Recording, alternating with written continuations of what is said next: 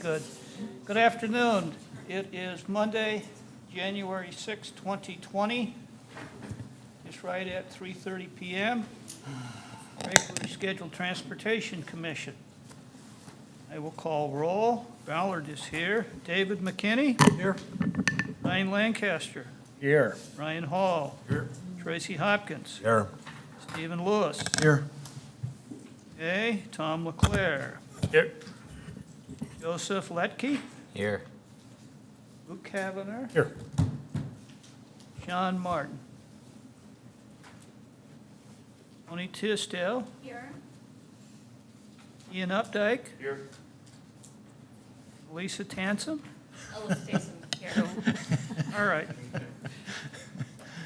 Whack me again. I apologize. Justin Price? Very good. Adoption of the agenda.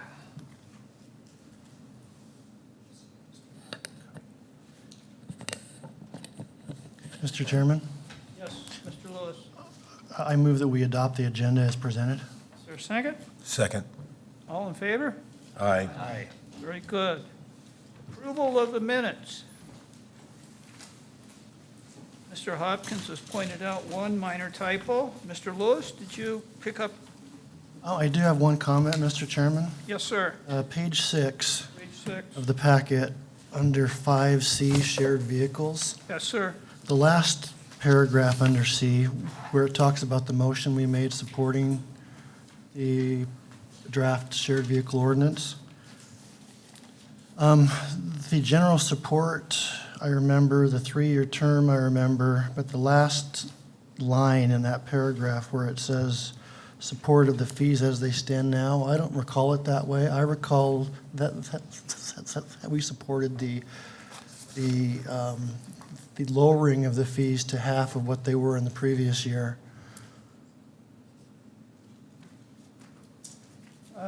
Any other comments? I'm trying to recall and how we might handle that. Lancaster, how's that trap of yours?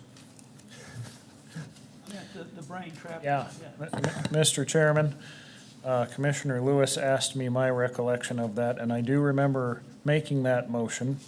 I don't quite remember how we talked about the fees, however. So I think the gist of it is right, even if, yeah, if Commissioner Lewis is remembering it one way, I'm okay with making that change.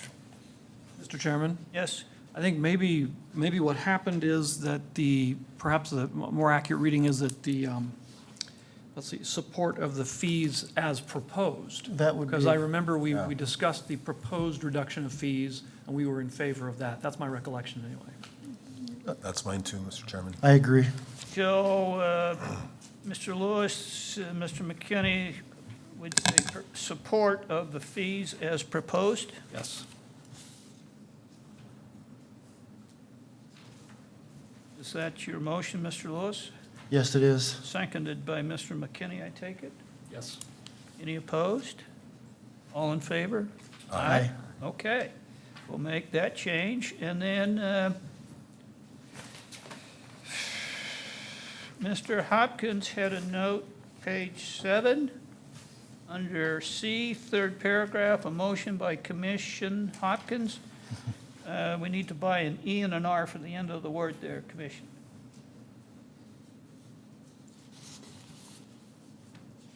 Okay. Any other changes? Additions? I've interlined those.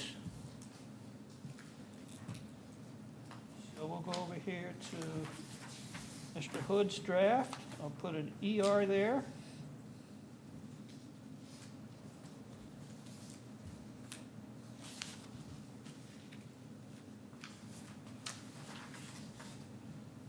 As the fees as proposed.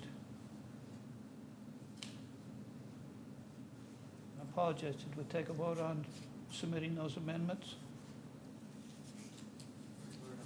You're good. Okay, all right. Mr. Hood, I will sign those notes, or the minutes as amended. All right.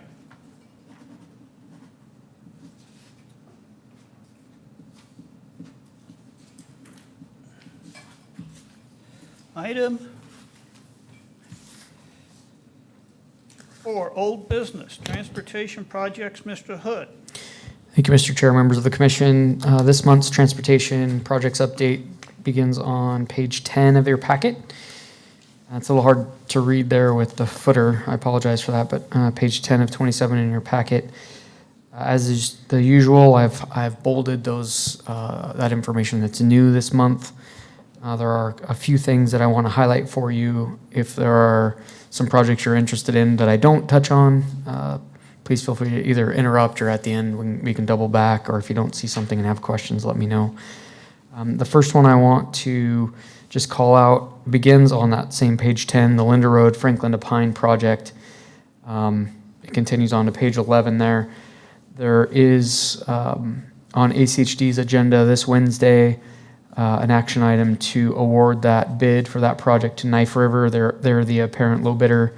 That bid came in about 4.3% above the engineer's estimate at $2.4 million is what Knife River bid. The notice to proceed should happen, or the project should kick off February 7th and be done in July. So just some additional information on that project, but that one's coming, assuming that ACHD awards that contract on Wednesday.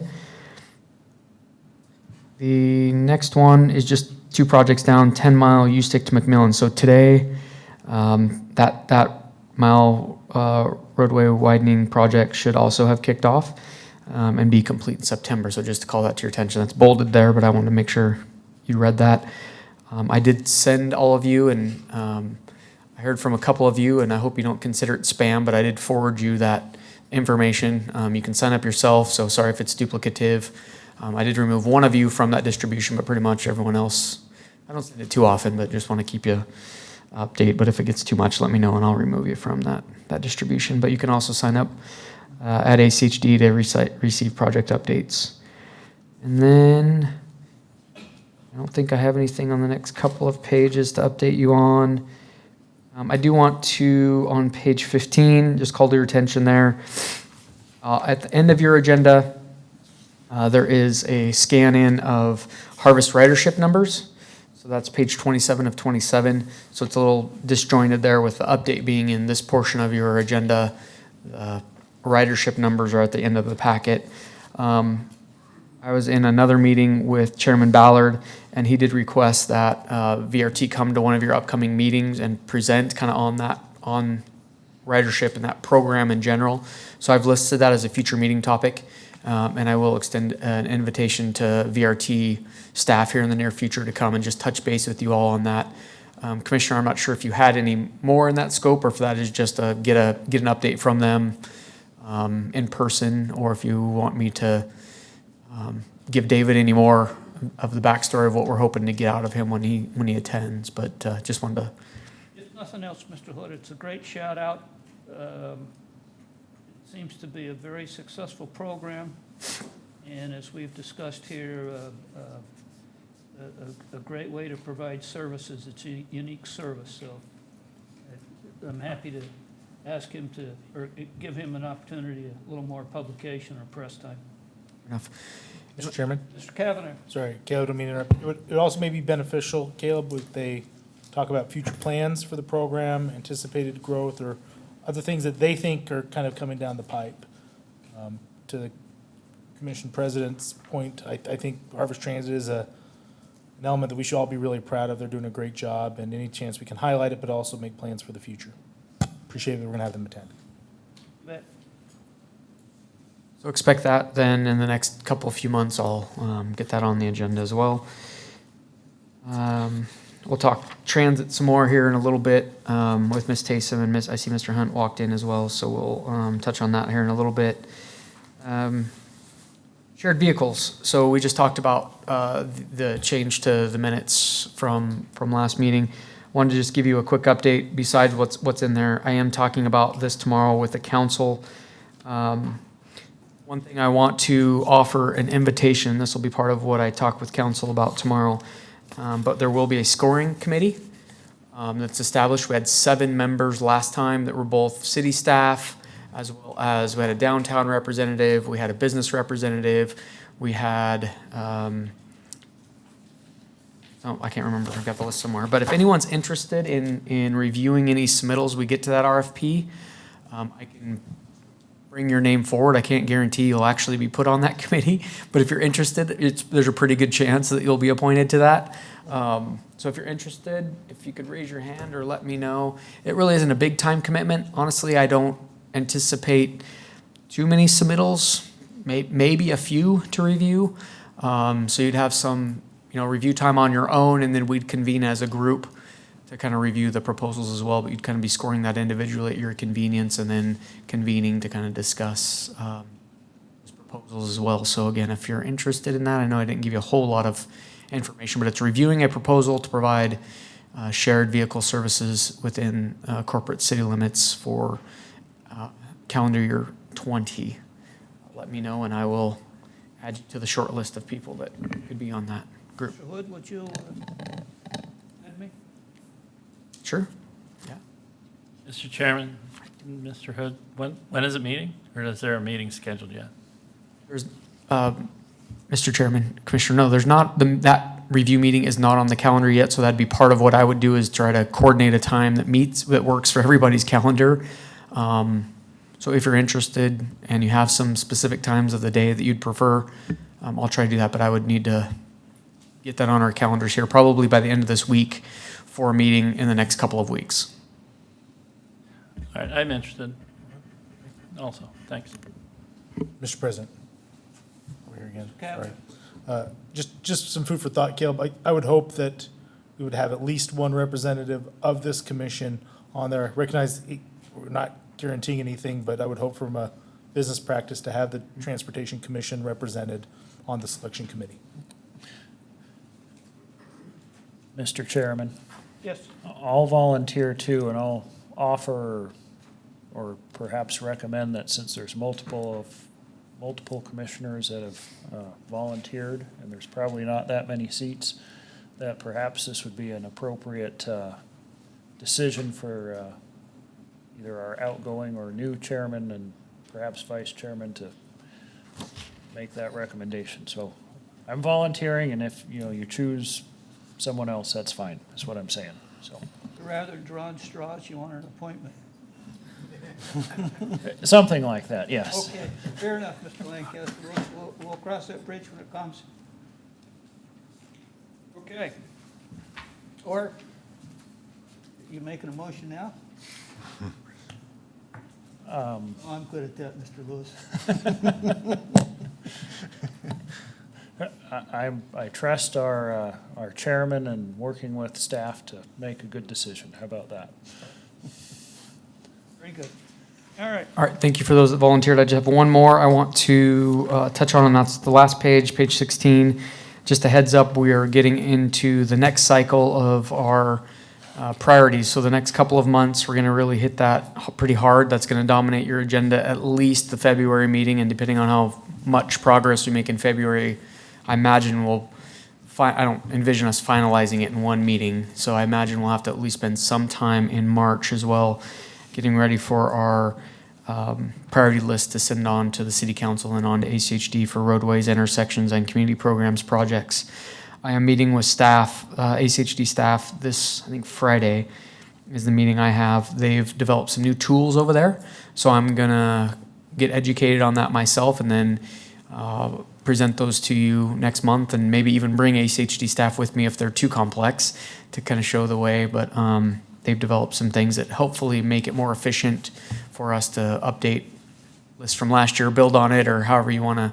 If you want to start from scratch, we can probably do that too. But they've developed some new tools for us to use. So, but just be prepared. We do need to send that at least by March so it can get through the City Council, because they want to have the list to ACHD before the end of March. So our March meeting, we have to get it done at least by then. So just plant that seed now, and we'll talk more about that in the coming months. With that, that concludes my transportation update this month. Any other questions for Mr. Hood? Very good. Item 4 is completed. Item 5, new business. South Meridian concerns YMCA and Hillsdale Elementary. We have presenters or? Yeah, so Mr. Chair, I'm not sure who wants to go first. There are a couple of different issues that are at a very high level in your packet. But that's pretty much all the information I know. So, and I don't know if they drew straws or who's gonna start presenting. I do have Google Earth up so we can look at some maps if we want, just so everyone's oriented. When everybody get up at once. Okay, there we go. Can't see the Google Earth. I'm gonna go there. If you would state your name and address and your affiliation, please. Yes, okay. My name is Kristen Beaufort, and my address is 5338 South Tindaris Place in Meridian, down by the school. And I am the Hillsdale Elementary PTO president for And this it's year. Balfour? Beaufort, Beaufort. Very good. Well, welcome. Thank you. How can we help you? We are hoping to have your support in making our roads safer for our students and neighbors. Our biggest concern as parents, and I've been hearing this from multiple people, is the intersection of Laughlin and Stockenham. And what we're seeing is that during pickup and drop-off during school hours, especially during pickup and when the weather is bad, is that parents are parking along the street of Stockenham because they don't want to go through the pickup line and wait. And with that, it's making visibility of the students really difficult as they're trying to cross. There is a crosswalk and a crossing guard right in front of the school across Stockenham. You can kind of see it there right in the middle. And right there. And it's great. We try really hard to get the students to cross there, but they don't all the time because a lot of the students who walk home exit out of the west side of the school.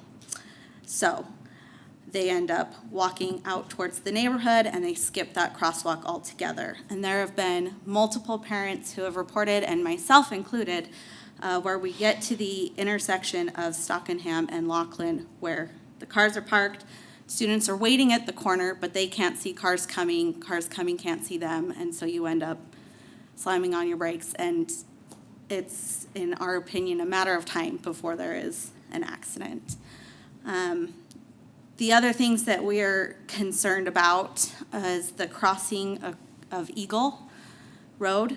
There is a flashing beacon there now and a crosswalk and crossing guard, but it's a 45-mile-per-hour road, and there's not a lot of time between where it tells you to slow down because there's a school and where the crosswalk is. Even knowing that it's there, if you're going 45, you have to slow down really fast to get there. And again, we feel that with the number of students that are walking, that it's just a matter of time until someone's not paying attention and a tragedy happens, as did just a block away from us just a few weeks ago, a month ago, 2 months ago, something like that, where a student was hit in a crosswalk.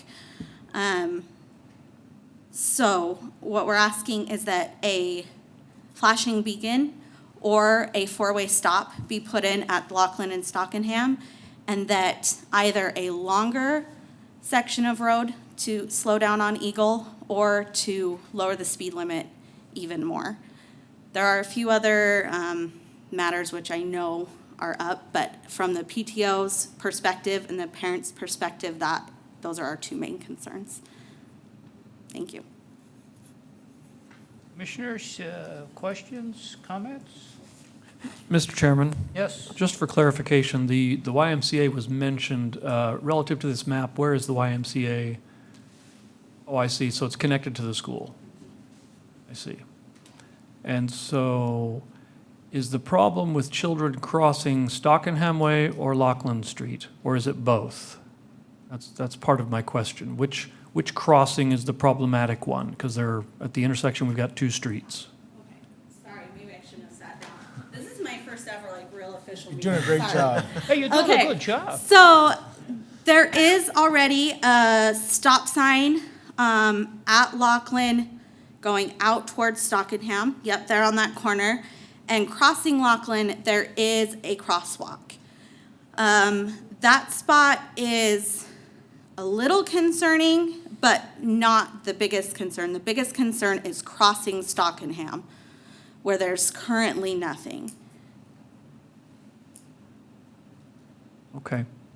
And then the issue then on Eagle Road Yes. is where Stockenham Way, is that, no, Taconic Yeah, Drive becomes meets Taconic. Eagle Road, is that correct? Yes, that's correct. And so are you asking for a flashing school zone there, or just a protected pedestrian crossing light? There's What, both of those already. At Eagle and Taconic, there is one of the flashing beacons, and there is a flashing school zone. The problem that we've noticed in the neighborhood is that because it is a 45-mile-per-hour road, that there's just not enough time. So I guess the school zone isn't big enough. So we're asking that either the school zone be extended so that cars are slowing down much sooner than they currently are, or that the speed limit be lowered to a speed where it makes it easier for the size of school zone that's already there. okay, thank you. Yes, May I ask a question? yes. So maybe, I do not know the date of this photograph, but to the west of that intersection are bare fields. Yes. My question is, what's the number, this will sound not right, what's the number of students going towards farm fields? Well, those currently are no longer farm fields. Okay. Yeah, the growth in this area has just boomed. I moved in 3 years ago, and all of these homes that you see on the right-hand side weren't there. Okay. And now this whole spot where you see the roads and farm fields, half of that is built out, and the rest of it is under construction right now. All of these homes that you see here in like Sky Mesa are all our students as well. And those students are considered walk zone students. Currently, there is a bus going because of the construction that's going on in the neighborhood, but that has been on again, off again throughout the year. And so half of the year, those students have been expected to walk to school and cross Eagle, and we service kids from kindergarten to 5th grade. So they're pretty little, and crossing a 45-mile-per-hour road is terrifying for them and for us as parents. Well, if we can, Mr. Martin, I didn't see you come in. If I can jump ahead, Ms. Beaufort, and I'm kind of leading on this, in times past, the conversation has been, can we get the highway district to take a look at the numbers? And I'm not going to put any words in Mr. Martin's mouth, but there may be some traffic devices that may be employed. And I think in speaking on behalf of the commissioners, without question, we'd say if there are measures that can be taken within the ordinances and the laws, that something we should take a look at. Mr. Chairman, Mr. Hopkins? so I don't know if you caught that, but there's a hawk beacon right there currently at Taconic crossing Eagle. Plus there's a crossing guard at that same location. Plus there's already a school zone on Eagle Road. I don't remember how long it is. I live in Sky Mesa, so I drive that. Not a lot, but I drive through there. So I don't know how, I can't speak to how long that school zone is, but there's a school zone and a hawk signal in there currently. And then you mentioned a student getting hit in that Yes, area? it wasn't one of our students. There was a high school student who was crossing over on, I believe it was EasyJet, Oh, who yeah. was hit. Yeah.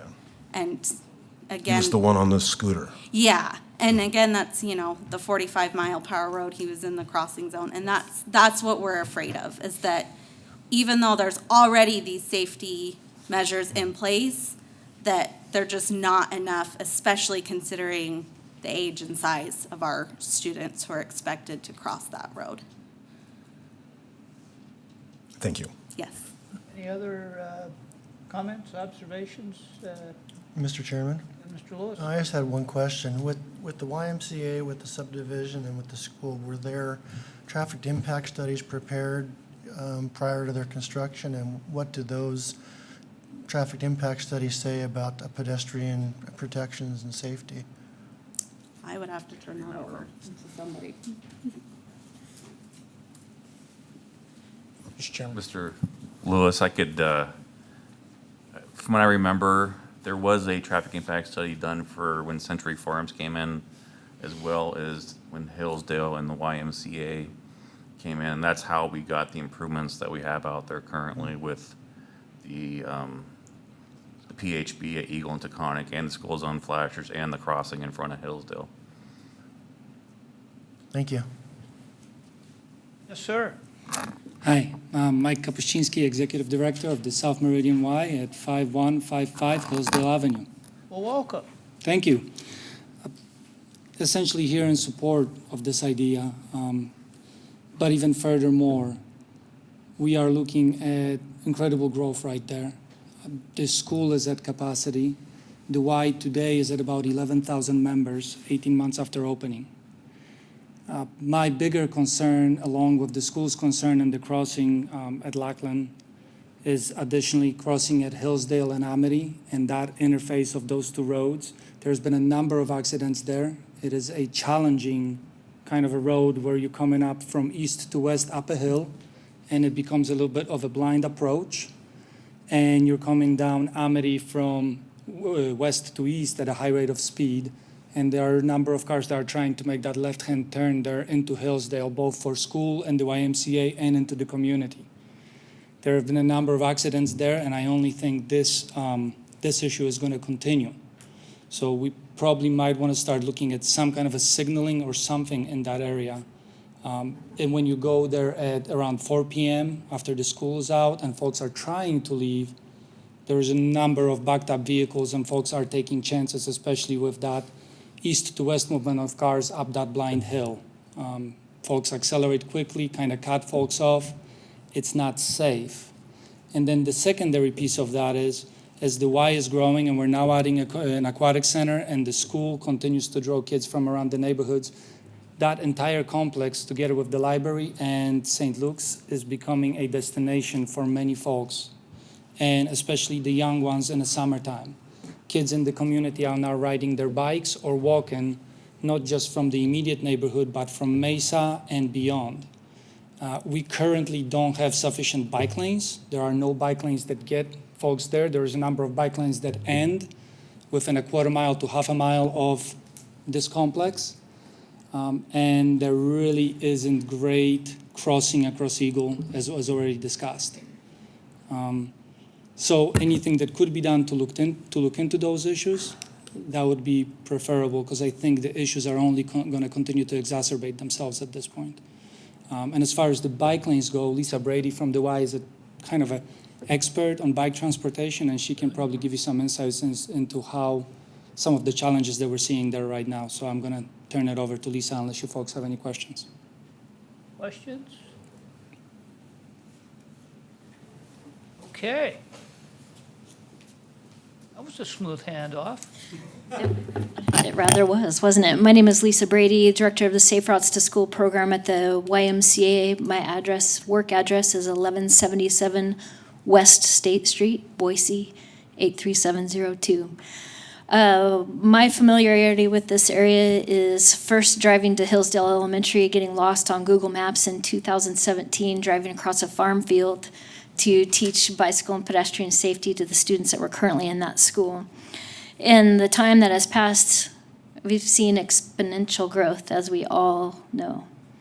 And when we were surveying the area, we try to ride or walk to as many schools as we possibly can to get the experience of the students traveling. And in what Mike is saying about the piece that's there right in front of the YMCA, the bike lane does end where there's currently a residence still right next to the Y. The sidewalk also ends there. And what I am seeing from my point of view and advocating for the kids' movement there, it's very dangerous because it is on a hill.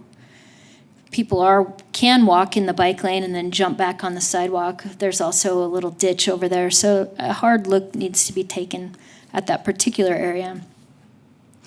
In respect to a couple of those intersections, the one at, I can't see it very well on this map, but my map here says at the Lachlan and Stockenham Way. So that, to me, deserves a four-way stop.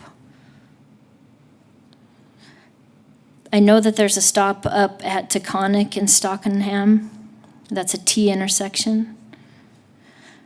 And then you have your Eagle Road at Taconic. But Taconic all the way to Stockenham is a free running road, if I'm not mistaken. So the speeds on there can probably increase. We know how drivers move around in those areas. So because there are so many kids in here and because this is a walk zone, the kids are currently allowed to cross Eagle Road because it's a 3-lane road. It's not a 5-lane road where they might have to be safety bused depending on how many daily trips are taken by automobiles. So they're still allowed to cross over Eagle Road. That will change in my estimation because you're probably looking at expansion of Eagle Road through this whole section as this area grows. And so I don't know what Caleb is actually referring to with the new toolkit. It might be the bicycle facilities matrix. It could be different treatments for pedestrians and sidewalks. But I would love to encourage you, and I am encouraging you to take a hard look at what possibilities there are to make it safer for students to travel through this area. Amity with the roundabout there puts a ton of traffic through quickly. And what Mike's saying about the impact at Amity and Taconic and Hillsdale, this whole area is rife with transportation issues that can be solved right now because it's still a lot of greenfield. So I would encourage you, from my view, both as the Safe Routes to School Director and also the Board President of the Treasure Valley Cycling Alliance, to really take a look at this. There's an opportunity here to make it a world-class facility or a gold-class facility to make sure people can move around. Finally, I just wanted to say that with our student counts from 2017 to 2019, we have seen an increase of kids walking from 0 in 2017 when we took our surveys in mid-March to 9 kids walking home. Doesn't sound like a lot, but it is. In 2019 on a day in April when it was sunny. Biking has increased also from 2 in 2017 on the days that we took a survey to 9 biking now in 2019. Those don't seem like very big numbers, but they are to us because a lot of schools that we travel to out here in this area are 0 because of how the roads go by their schools and how parents feel about transportation. A lot of kids use the bus, and a lot of kids are single occupancy vehicle trips. So as you know, the traffic issues out here, we have an opportunity here. And your support is necessary when we are working with ACHD. As full disclosure, I am the ACHD Bicycle Advisory Chair, and I serve also on the ITD Bicycle and Pedestrian Advisory Committee for the state. So it's all biking, all walking, all scootering, all skateboarding, all the time for me. And I appreciate having the opportunity to talk here and at least express that encouragement to really support this kind of project for pedestrian and bicyclist safety. So thank you. Questions for Lisa? Mr. Chairman. Yes? Thank you. Lisa, always great to see you. Every time you talk, I learn something new. Your numbers that from the survey, I think, are really enlightening. And I don't know if it's a question for you or Dr. Barrios here.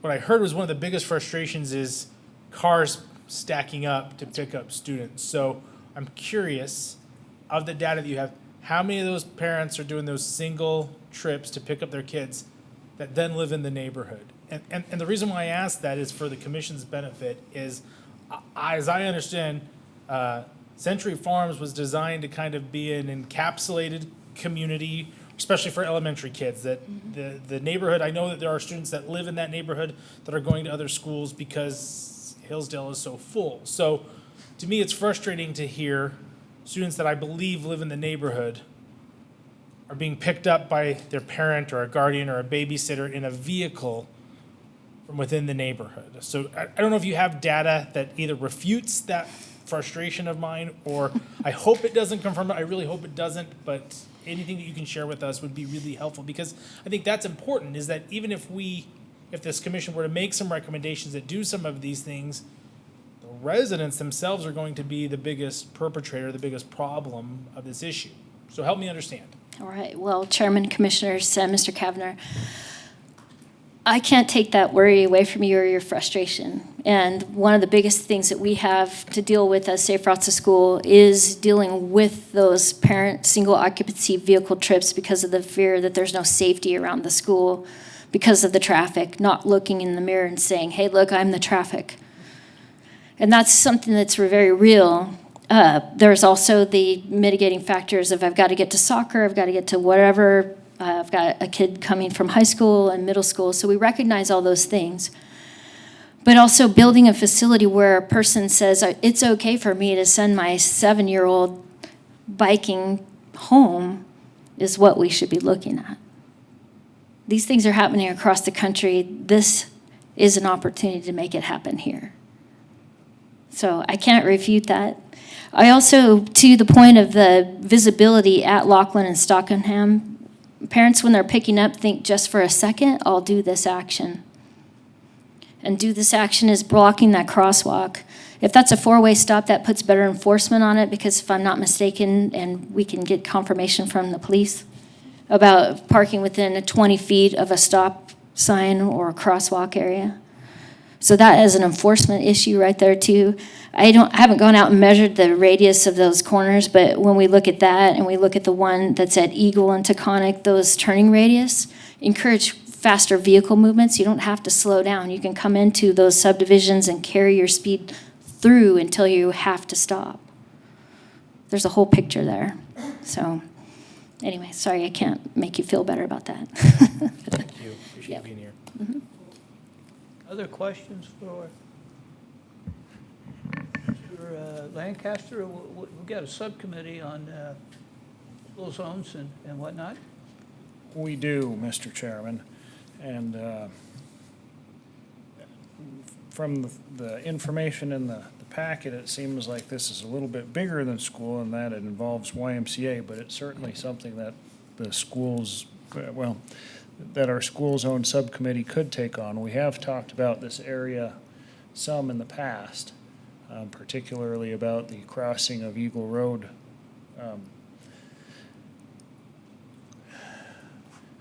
I guess in this meeting, and Mr. Chairman, I'm going to make it a New Year's resolution that I try to keep my comments within the time that we have on our packet. You're welcome, commissioners, in advance, but I guess I would be interested in hearing from a couple of our ex officio commissioners.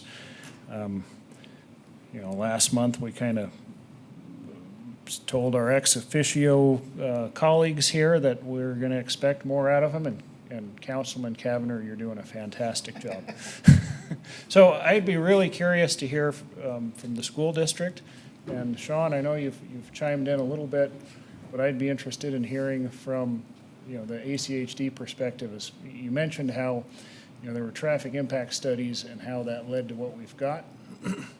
And I'd even be interested in hearing from police. Now, that probably takes us way over our time, Mr. Chairman, so maybe I need to back that up a little bit, but I would be interested in particularly a couple thoughts from the school district, if that's okay with you, Mr. Chairman. That's fine. Go ahead, sir. Commissioners,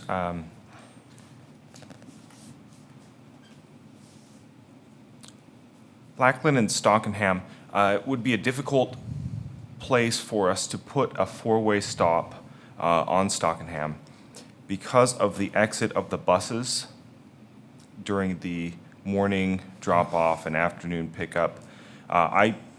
In my opinion there, and I totally empathize with walking, biking, and other methods of transportation, but exiting onto Stockenham is already difficult, turning west from the bus lane, which is the westernmost loop there. Would be very difficult if every vehicle had to stop there. They would pile up very quickly. Hillsdale Elementary has the most buses, well, second most buses of any elementary that we, West Ada operates. I think it's 5 special needs and 8 general education buses, so 13 buses coming in and out of that loop. Not all turn west, but in my opinion, it would present a significant challenge to that traffic flow if each vehicle and every bus had to stop at Stockenham before proceeding westward. Mr. Chairman, Esther? sorry, that caused me to, that raised my eyebrows. So, Mr. Chairman, I'm curious, why are there so many buses coming out of this school when the intent of that school was to be a one school for the neighborhood facility? Yeah, absolutely. Hillsdale is a larger capacity school. It's built to, I believe, service 750 students. Most of the schools in the West Ada District service 650 or fewer. And so there's a bigger population, as was mentioned also, this neighborhood and the walk zone area is expanding rapidly.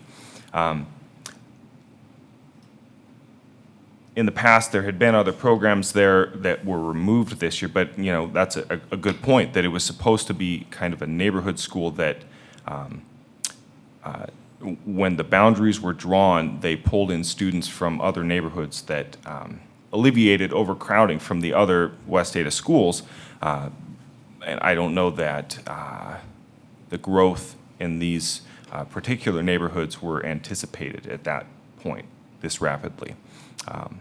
I know that bond issues have been potentially talked about for this spring to add another South West Ada Elementary to help address that.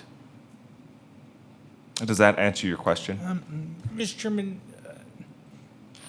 it does to a point.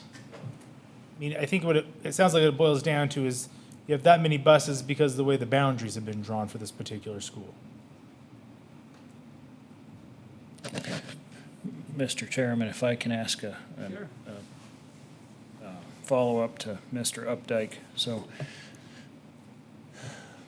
I'll limit it to one follow-up here, but are the students west of Eagle Road bused to this school? Or let me rephrase that.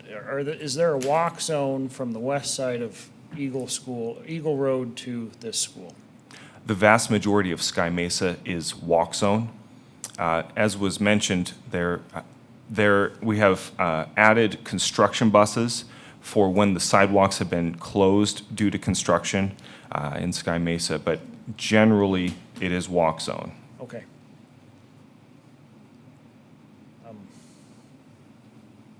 What might we request or recommend, or is there data to gather? So, Mr. Chair, can I just add a couple of, so I was just looking up at our 2019 priorities, so this feeds into what we're going to be talking about the next couple of weeks, and I don't know, this doesn't preclude you from taking other action today, but just to let you know, we do have currently our number 20 community programs project request to ACHD for the past year currently is at Taconic and Pioneer for a crosswalk. Now that's coming out of Sky Mesa, kind of where we were is Pioneer Trail. So that's right here. Last year we requested a crosswalk here. That was our priority project number 20. So it doesn't address what we're hearing about at Laughlin, but I just wanted to, we're in that same vicinity, so I wanted to just let you be aware of that as we look at those. So that was number 20 out of 44. We had 44 community programs projects. And then to look at the roadways and intersections kind of in this area, Our number 21 intersection project was Lake Hazel and Eagle, and number 30 was Eagle and Amity to the dual lane. So a couple of the intersections in this area, but we didn't have any widening on or other improvements on Eagle or Amity in this area, but for those. So just wanted to let you know those will be on the table the coming months to also reprioritize or add new projects to, but that's where projects in this area stand today. Mr. Chairman? Mr. Hopkins? Sean, I've just got a curious question, and I've always been curious about this. When they put a hawk signal at Eagle and Taconic, it's scheduled to get a roundabout there, isn't it? Is that true? I can't remember if it's a roundabout or a traffic signal, but yes, one of those that's scheduled to get in the future. I always thought the quickest, easiest way to fix some of these problems would be to have signalized that and not put the hawk in at that point in time, and would have made it safe for the kids, slowed traffic going down through through that intersection, and offset the hawk cost at the same time. Was it considered? It was considered at the time, but when we first put that in, you remember this place wasn't quite as growing as it was, and the traffic signal warrants really weren't met, but we wanted to do something in the interim period to get kids across the street, knowing that eventually, yes, there will be some other form of intersection improvement here. Mr. Chairman, that's literally changed in 1 year. The difference between, when Right. that hawk can't be much more than a year old, so. It's probably it's about quick. right. Sorry, Any I was follow-up? gonna just take a moment, if I could, to answer any questions. I'm Christy Baird, principal at Hillsdale, and I had a couple thoughts too. Probably need to come up and talk in that microphone right there.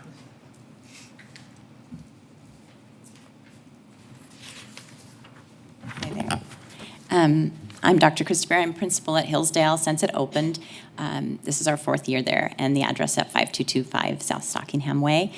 And that's what we have been wanting to make sure we have all the information before we brought this kind of to your table. And what we've been hearing is that they are thinking about doing a roundabout. But again, I'm just hearing that. So if they are considering a roundabout there, then that brings a whole different concern to the table, because I'm not sure that you can cross kids safely at a roundabout. I don't see how you could do that with one crossing or even 2 crossing guards, because you'd have literally 4 areas that kids could cross at. So I think that's really important to have that question answered. If they're looking at putting a roundabout there, then that sends our Cascade Transportation a different message, because we would have to provide busing there. So that may solve actually quite a bit of that problem about Eagle and Taconic, because then parents from Sky Mesa wouldn't have to worry about crossing their kids anymore. They would actually be bused. So I think that's something we've been wondering. If that's going to happen, that might take away that issue. The other issue, when they first, I don't know if it's an issue, but it's something we can solve, I think, is the crossing walk that's currently located right in front of the school. When they place that there, it makes sense visually when you're thinking about building a school, because you can walk kids to the east and you can walk kids to the west. But we know logistically, kids kind of make their own routes. And so what's happened is the way that the parking goes east and west and splits the school, your buses go this direction, your parents that are going to pull in, drop off, go this direction over here. So it didn't make sense then logistically to have our kids use that crosswalk very well to walk and split both ways, because when the kids get out of school, they all get out on the west side of the school. So naturally, their inclination is to continue west and go home. The crosswalk then is more than 100 yards up from them. So they could cross right in front of the street and then walk a couple extra 100 yards back that way, but they're already 100 yards that direction by the time they come out of the school around the west exit of the school. And so then it just naturally, that's not something we could kind of figure out when we were building the school or putting that initial crosswalk. We had to kind of see the patterns of what works at your school. And so that has why I think that that crosswalk is not working like it was intended. We'd still cross kids well to the east that are going to the east of the school if you're facing the school, fine. But the west, actually the best crossing we would do is if we could move that crossing where it's currently at down to Stockingham and, I don't know if that's Laughlin. Kristen, is that Laughlin, the first spot? Okay. Yeah, I guess on the map here.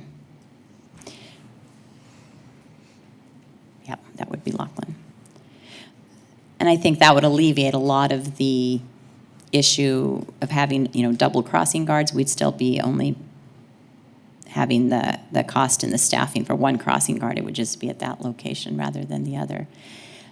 Although we do have a little bit of population that came into Hillsdale Creek, once you get into Rockhampton, that actually goes to Lake Hazel. And so we don't have as many homes in there that have the potential to be built. And the ones that we've had built, we find that they're older families and they don't have the younger kid population that we're finding in Century Farms. We still have 600 homes to be built in our walking area that are currently under construction, and a couple hundred that have been built in the area Kristen spoke about earlier. And we're already at 800 students at capacity. And to speak to your boundary question a little bit, when Mary McPherson was looking to, I was the principal there before, and we were at nearly 600 capacity, which that school runs best around 450. So when they built the school, they don't like to open a school empty. Obviously, you want to prove to your taxpayers that that was a good bond. So we took students that were coming from Meridian Greens to Mary McPherson and took students that were going to Lake Hazel, that was overcrowded, about 60, on Cornerstone, which is Cloverdale and Amity. And we took those 260 kids and moved them in so that the school would appear to be pretty full when we opened it. And then I believe that the housing builders that were in that area did a proposal to the city that instead of having 4 houses per lot, they would do 8. And I believe that was approved, and then that basically doubled our growth in the area. I'm not sure if it was 2 to 4 or 4 to 8, but I do believe there was some kind of proposal that went to double the amount of houses that could be built within the same amount of land, and that was approved. And then basically that doubled the population. So where we thought we might have a couple years to do that, it just kind of hurried the process. So that kind of speaks to why we have so much busing, because we bus kids still all the way over to Meridian Greens off of Meridian Road that go to Hillsdale.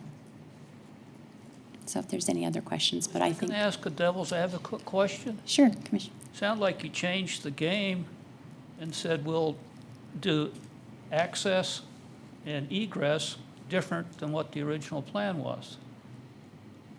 I don't know that there was any original plan. As the principal, I wasn't a part of the decision of where they were going to put the crosswalk. As the school was being finished, the crosswalk came there with the light. So I think that makes sense. When you look at the school, you think, oh, well, this is where the kids will all come out. But when you actually look inside the building, everything to the east of that main entrance is actually a cafeteria. So at the end of the day, no one's in the cafeteria or the music room. All the kids are in the classrooms. The classrooms are all built on the west side of the building. So all of the students naturally kind of go out towards the west side. Otherwise, you would have all the kids that are walkers as well as all the kids that are getting picked up all coming out the same doors in the front. So we could potentially look to swap and have busing over here and parent pickup over here, which might alleviate a little bit of that. That's something we've looked at. And then having our kids that were walkers come out to that side, and the kids that are, but the kids that are busing would still now be going to the east. So now you'd have walkers and busers all going out to the same side on the east. It's been very interesting taking a building that was built for 650 and having 800 kids, because you have 150 more kids coming out and in any entrance at any time, and just trying to get them out in a timely manner to get on buses. We have about 7 minutes to exit the building and get them on buses at the end of the day. So that's a great question, and it would take some maneuvering, and we could look at that of seeing if we could switch busing and that. But it made sense when you look at the building, but when you get inside the building and realize all your classrooms are on the west side, that's where all the kids exit, is out the west side. Well, we've come across a similar question that as time progresses, how people access a building, or it changes from a practical standpoint. And ACHD may have done a very good job of building some roads, but that's not how people want to use them. Right. So I'm saying part of that question is, I was going to ask the bicycle what the success of the education programs have been, as to maybe encourage people to change their behavior. Yes, and I do believe that many parents that are picking up kids are, along what Lisa was saying, I think they're picking them up because they're going somewhere else after school. I don't think it's because they're necessarily, and I just say that because I deal with all the parents that are, come on, I've got somewhere to go in the line. It's not a happy crowd at the end of the day as they're waiting in that long line. And I don't think it's because they're in a rush to get back home. I think most of them are going somewhere else to pick up another student or to get them to something. So that makes that, yeah, that makes it a little more difficult. If we could just put the message out to please stay home and let your kids walk home, but I don't think that's the reason they're picking them up. You don't in ask most kids to cases. walk in today's culture, for a number of reasons. Yeah, yeah. Mr. Chair. Yes? But that's a good question. And Sean, I looked up the ACHD Integrated 5-Year Work Plan, and there is a project on Eagle Road, like Hazel to Amity, to widen 5 lanes, including a level 3 bicycle facility. Construction is expected in 2023, so that could change relatively soon how Eagle Road, part of this discussion, is handled. Okay, so it's looking at a roundabout with bike lanes? It does not say a roundabout at all. Roundabout. It Okay. just says the widening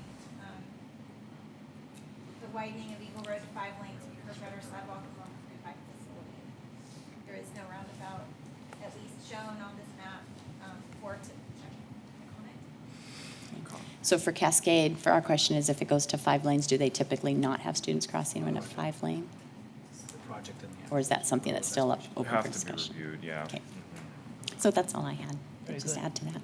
If you had any questions? Well, you've got maybe a question behind you. Oh, okay. It's not a question, but as I'm sitting and listening, I actually might have an answer for your earlier question, Councilman Codner, around the self-contained neighborhood and why it doesn't work right now. The reality is, as the weather gets nice, and I look at who's coming to the Y, there are a number of families riding their bikes or walking to the Y. Whether it's the weekend, or before or after school, as I talk with moms or dads, as it may be, often they say, well, I had to ride my bike here with them. Because at 10 years old, they can come to the Y by themselves. And when I ask why, the answer is there isn't a safe way for them to get here. So it's not, I don't think it's necessarily the school, the way the school is designed or what's happening in the school. I think that's part of it. But part of it is that greater concern that we have around that area, that there just isn't safe walking or biking paths for those kiddos to get where they're going. We have a bicycle rack, I think, for 24 bicycles. And beginning April and after school and through the summer, that rack is full, doubled up. And those are parents that are happy to ride bikes with their kiddos, but they also have to do that because they're afraid for their kiddos to ride those bikes along through that neighborhood. Thank you. Thanks. What's our recommendation, if any? Commissioners? My comment would be, Thank you. look at a crosswalk at Lackland and Stockingham Way. I mean, that's one of the recommendations that was put out there a couple times now. I know the speed limit on Eagle Road was brought up. I don't think that is viable until you look at the speed limit between Amity and Victory as well, because that's 45 as well. So if you're going to drop the speed limit to 40 on this section, then I think you need to drop it to 40 on the other section as well to kind of flow into that section between Victory and Overland. So, because that's a 40-mile-per-hour zone as it is right now. So, I guess my recommendation is to have ACHD look at that crosswalk potential there at Lackland to cross Stockingham, and then Eagle Road. That's a beast in itself. And if they build a new grade school a couple of years down the road, that whole Sky Mesa section might not even be in this school district. So I don't know if further improvements are there, besides what ACHD has planned there when they widen that road. So that's kind of my 2 cents worth. Okay. Mr. Chairman, Yes?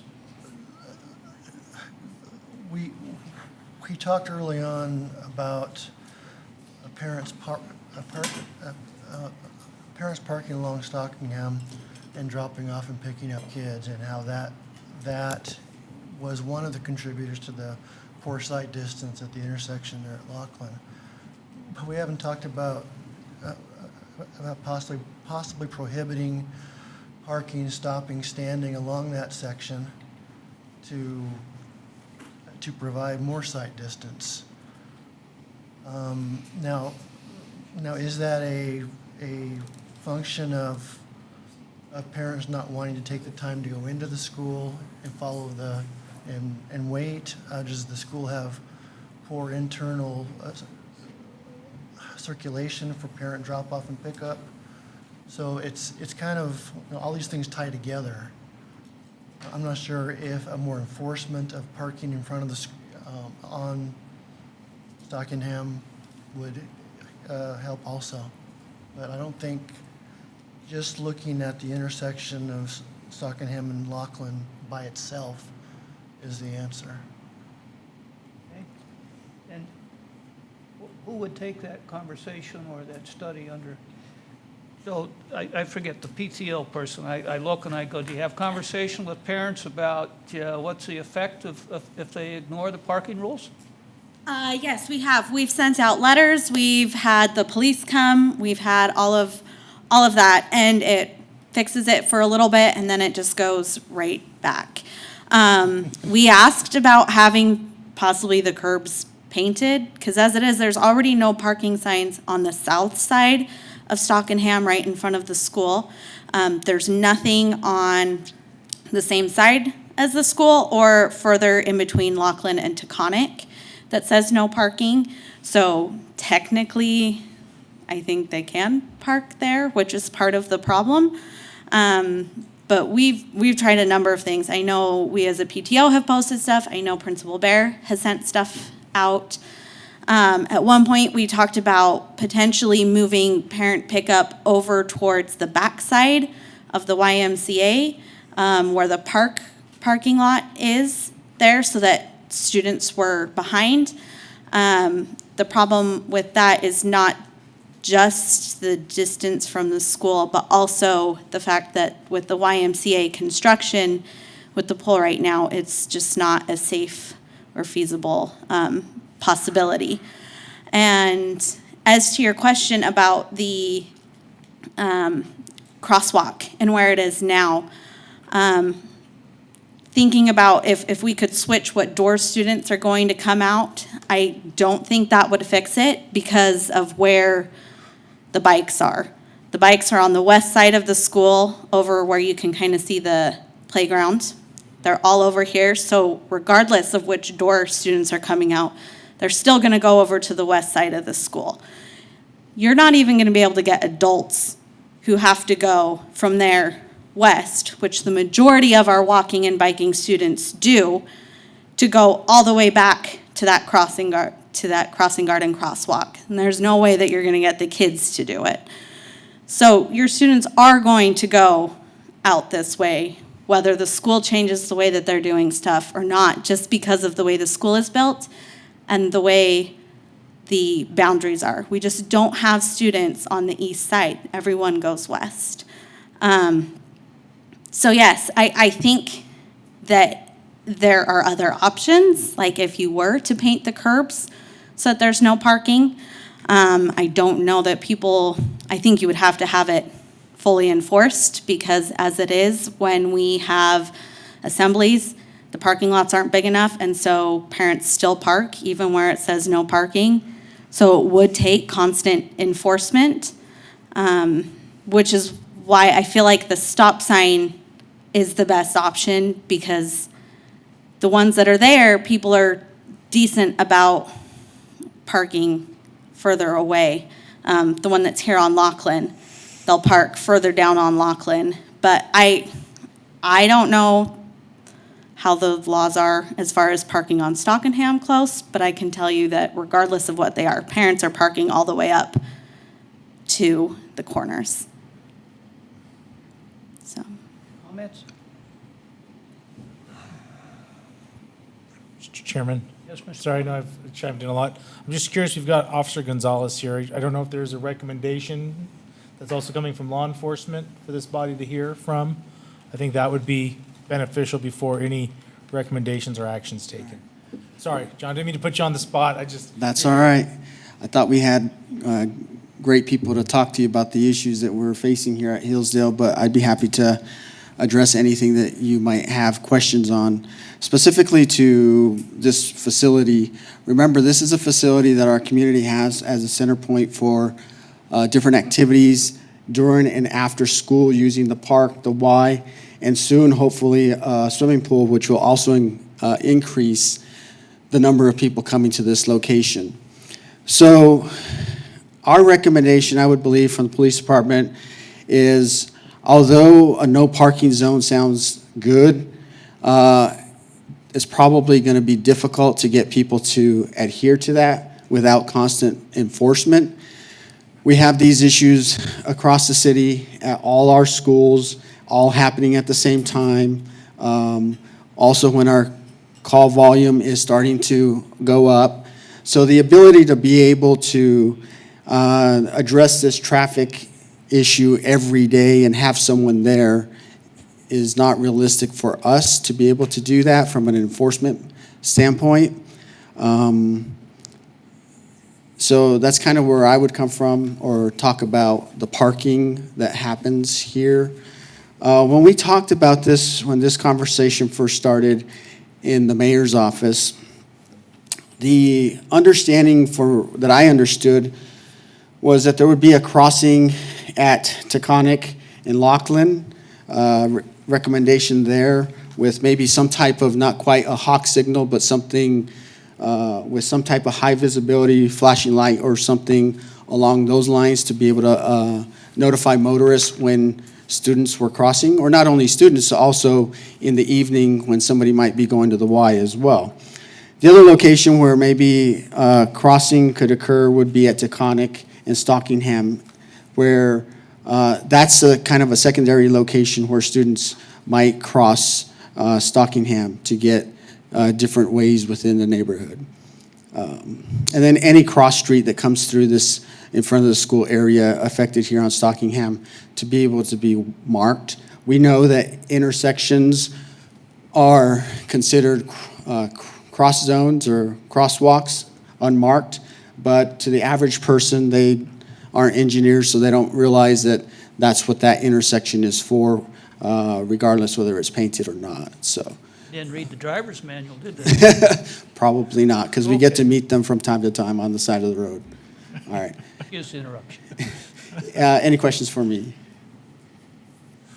Well, but, part of it is how we start the conversation, because we can offer carrots, but it kind of sounds like people are saying maybe sticks are better answers, but you go, and we understand how the demands on the law enforcement. People have to buy into this idea. I don't have a sales pitch right now. And Mr. Chair, one of the things I would say is that this particular school does a really good job in communicating with parents and requesting that the behavior change a little bit in this area. But from time to time, we slip back into the same behavior that we see happening. True. And this isn't the only school. We deal with 35 other schools at least here in Meridian that has the same issue at the same time. Okay. Thank you, sir. All right. Do we have a recommendation? Mr. Martin, I don't mean to point a finger. Is there further conversation that can ensue, or do we invite the PTO or other groups to a conference and say, is this, how do we solve this? Just, I guess, just generally speaking, the things that we kind of look for when we have school issues, we would typically ask them, do you have a safe route to school plan? I haven't really heard that discussed today, if there is one or not. And then a lot of times we ask that, as you guys know, our priority system we have in place, it really is better if you go to either the school district to request priorities or to the city themselves, because the West Ada School District, while this may be important to Hillsdale, obviously Paramount, Hunter Elementary, Loxa Falls, everybody has these kind of issues, and we ask that everything really be funneled to like the West Ada School District so they can prioritize what they feel is their overall needs as well. I guess another point I have, if I'm trying to clarify, Caleb, can you zoom out a little bit of this aerial? I guess one of the concerns I have, if we move this crosswalk that's in front of the school currently and we move it to the west, what about all these people that are developing on the Rockhampton side and all these houses that are yet to develop?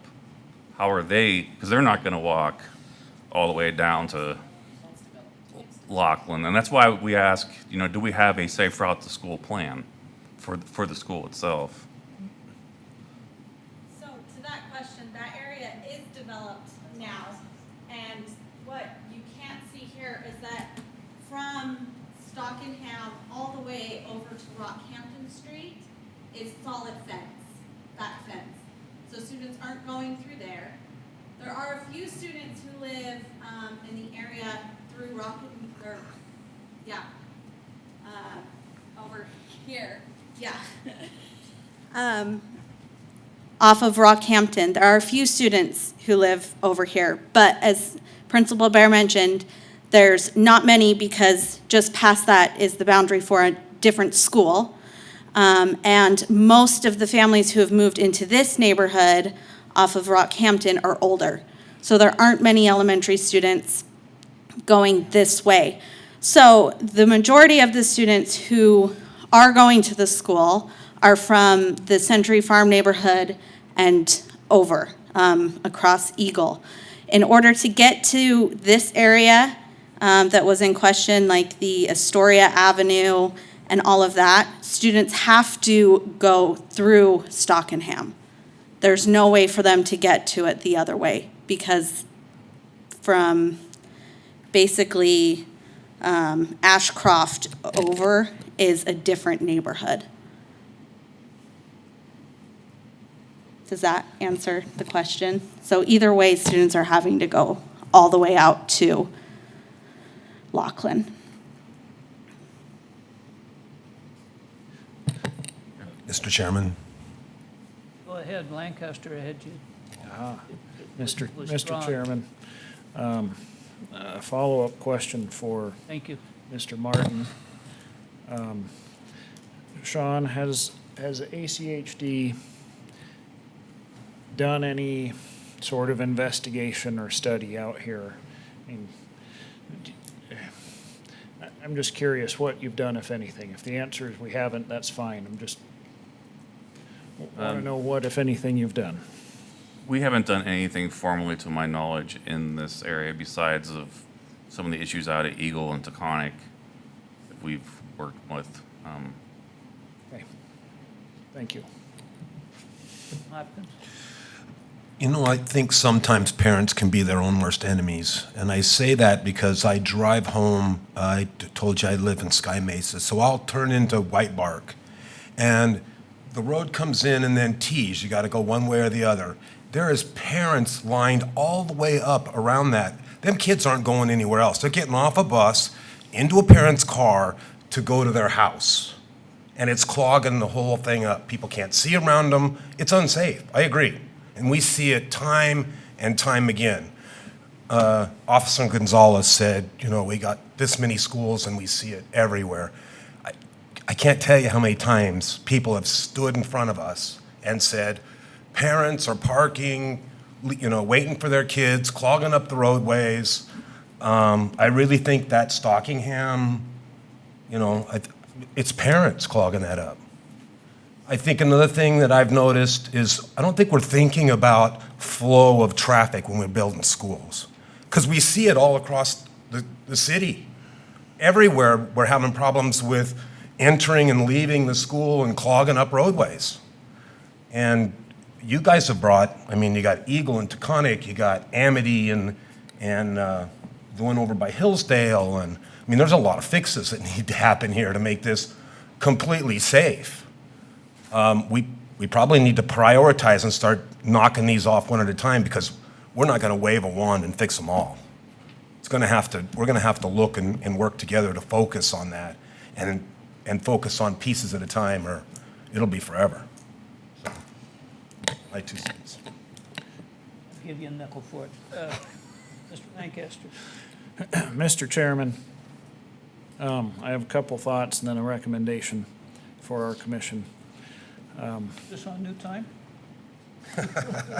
So I checked our agenda and I see that we didn't have a time allocated for this item, but I am noting that we have been talking about this for an hour, but that'll go into my recommendation here. But first off, I want to say that I'm impressed that, that we have so many here to talk about this topic. The principal, the YMCA folks, PTA, this is cool, police, so thank you for being here. I can tell that you have an interest in this, and, we appreciate that. With that said, Mr. Chairman, I don't think we're going to solve this problem in an hour, like Commissioner Hopkins was saying. There's some complex issues here, there's some culture, there's land use, there's all sorts of things. Traffic and roads might just be a tiny part of it. So, as you mentioned before, Mr. Chairman, we have set up our school subcommittee to take on issues as they come up. And my recommendation would be let's reconvene that subcommittee. Let's invite some of our stakeholders that are here in the room. We don't want to drag this out on you. We value your time, but I don't think we're going to solve this today. So my recommendation would be to reconvene our school subcommittee and discuss this issue in further depth. Do you have a date in mind? No, I don't.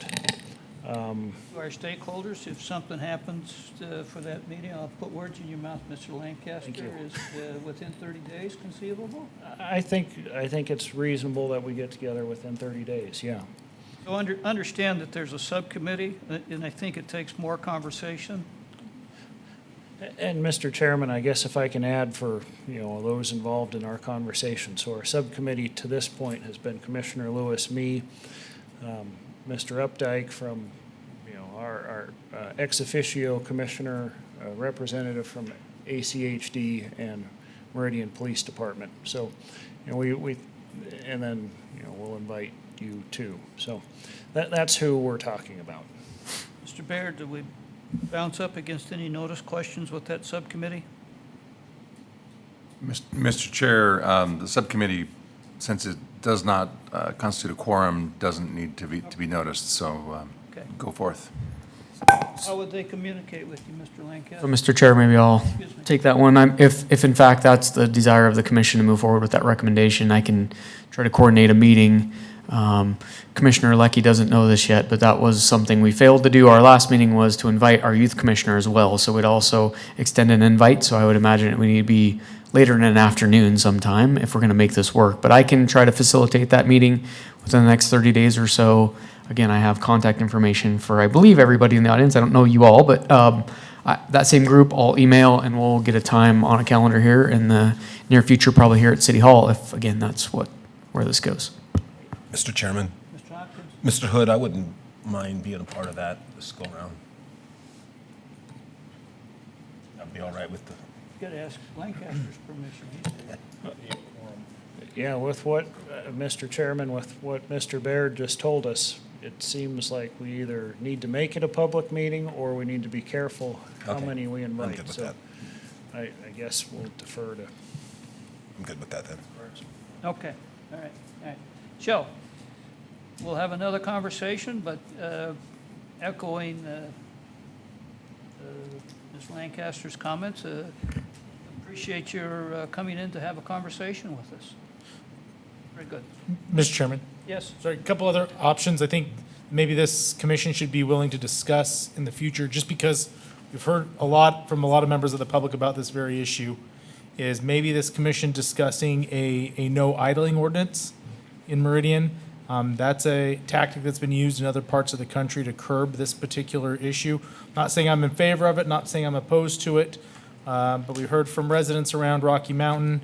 I've heard from citizens around Mountain View that have experienced the same frustration.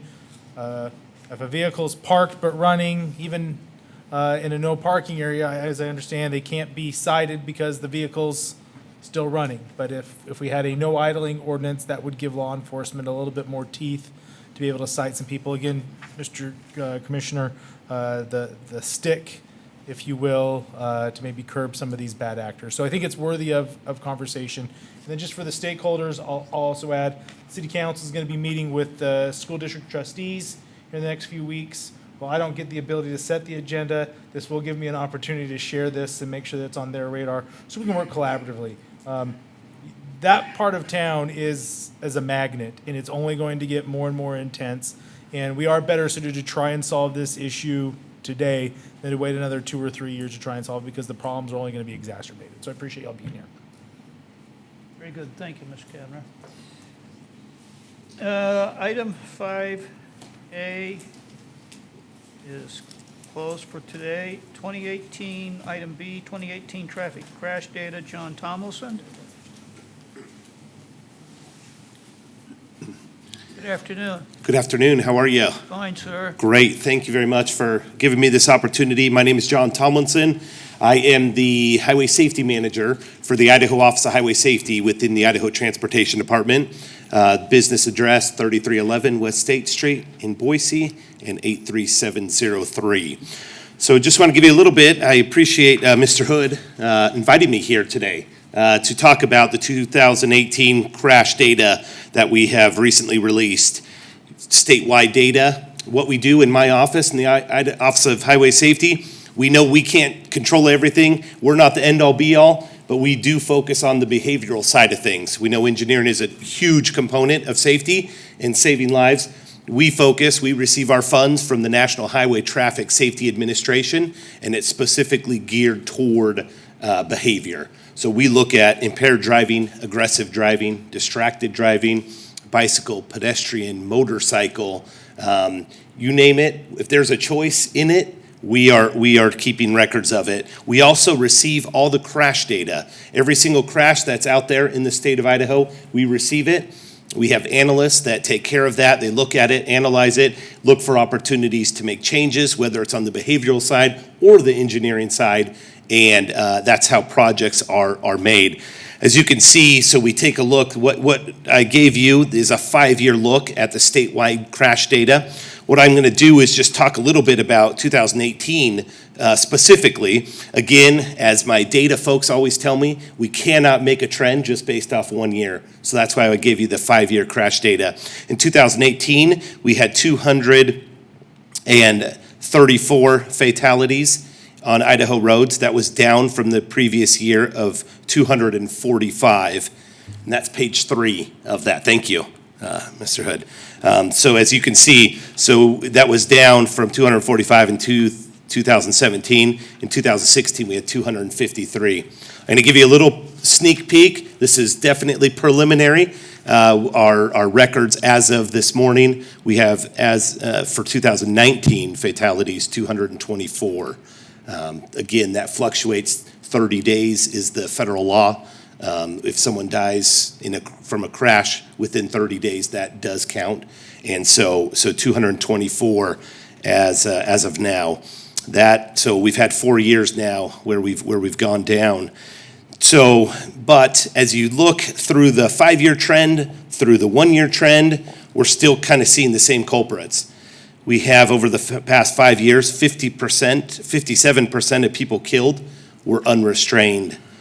You look at single vehicle run off the road crashes, that's 48% of all fatal crashes over the last 5 years when it comes to statewide statistics. Then we go to impaired driving, that's 36% of fatal crashes across the state over the last 5 years and 36% of fatalities. Then you've got aggressive driving. You know, we got the speeders, those following too closely, 34% of all fatal crashes and 34% of all fatalities. And then it just goes down from there. Mature drivers, those 65 and older, are involved in 23% of fatal crashes. You've got distracted, which is about 21% according to the data. So we've got numbers. What we do is we provide a book every year. It's over 100 pages, all of data. Related to everything you ever want to know. And as Officer Gonzalez, who's not here anymore, it cures his insomnia, is what he's told me. So, but it's very helpful because it paints a picture of exactly what's going on throughout the state. To hone in a little bit more on this area specifically, so we see distracted driving, about 21% of fatal crashes. And you look statewide, 73% of fatal motor vehicle crashes occur in rural areas. But we're seeing a majority of the crashes are actually happening on urban roadways. So distracted driving in 2018, you see that 72% of all distracted driving crashes occurred on urban roadways. So this is delaying you. This is what we see every morning and every evening as we're commuting home. We see these crashes that are happening all over the interstate, on these side roads, city streets. We've got the majority of these crashes, and fortunately, they're not fatal, majority of the time. It is serious injuries. We're talking about life-changing issues. We're talking about people that are incapacitated, and they're having to change their way of life. So obviously, our vision is towards 0 deaths. We're trying to get there, but we are grateful that numbers are going down as far as fatalities go. In the city of Meridian specifically, we work a lot with law enforcement across the state in the Office of Highway Safety, and I will tell you, the City of Meridian Police Department is top-notch. They are great to work with. They are one of the first ones to jump in when we've got extra funds to do things to try to enforce the law and to educate people.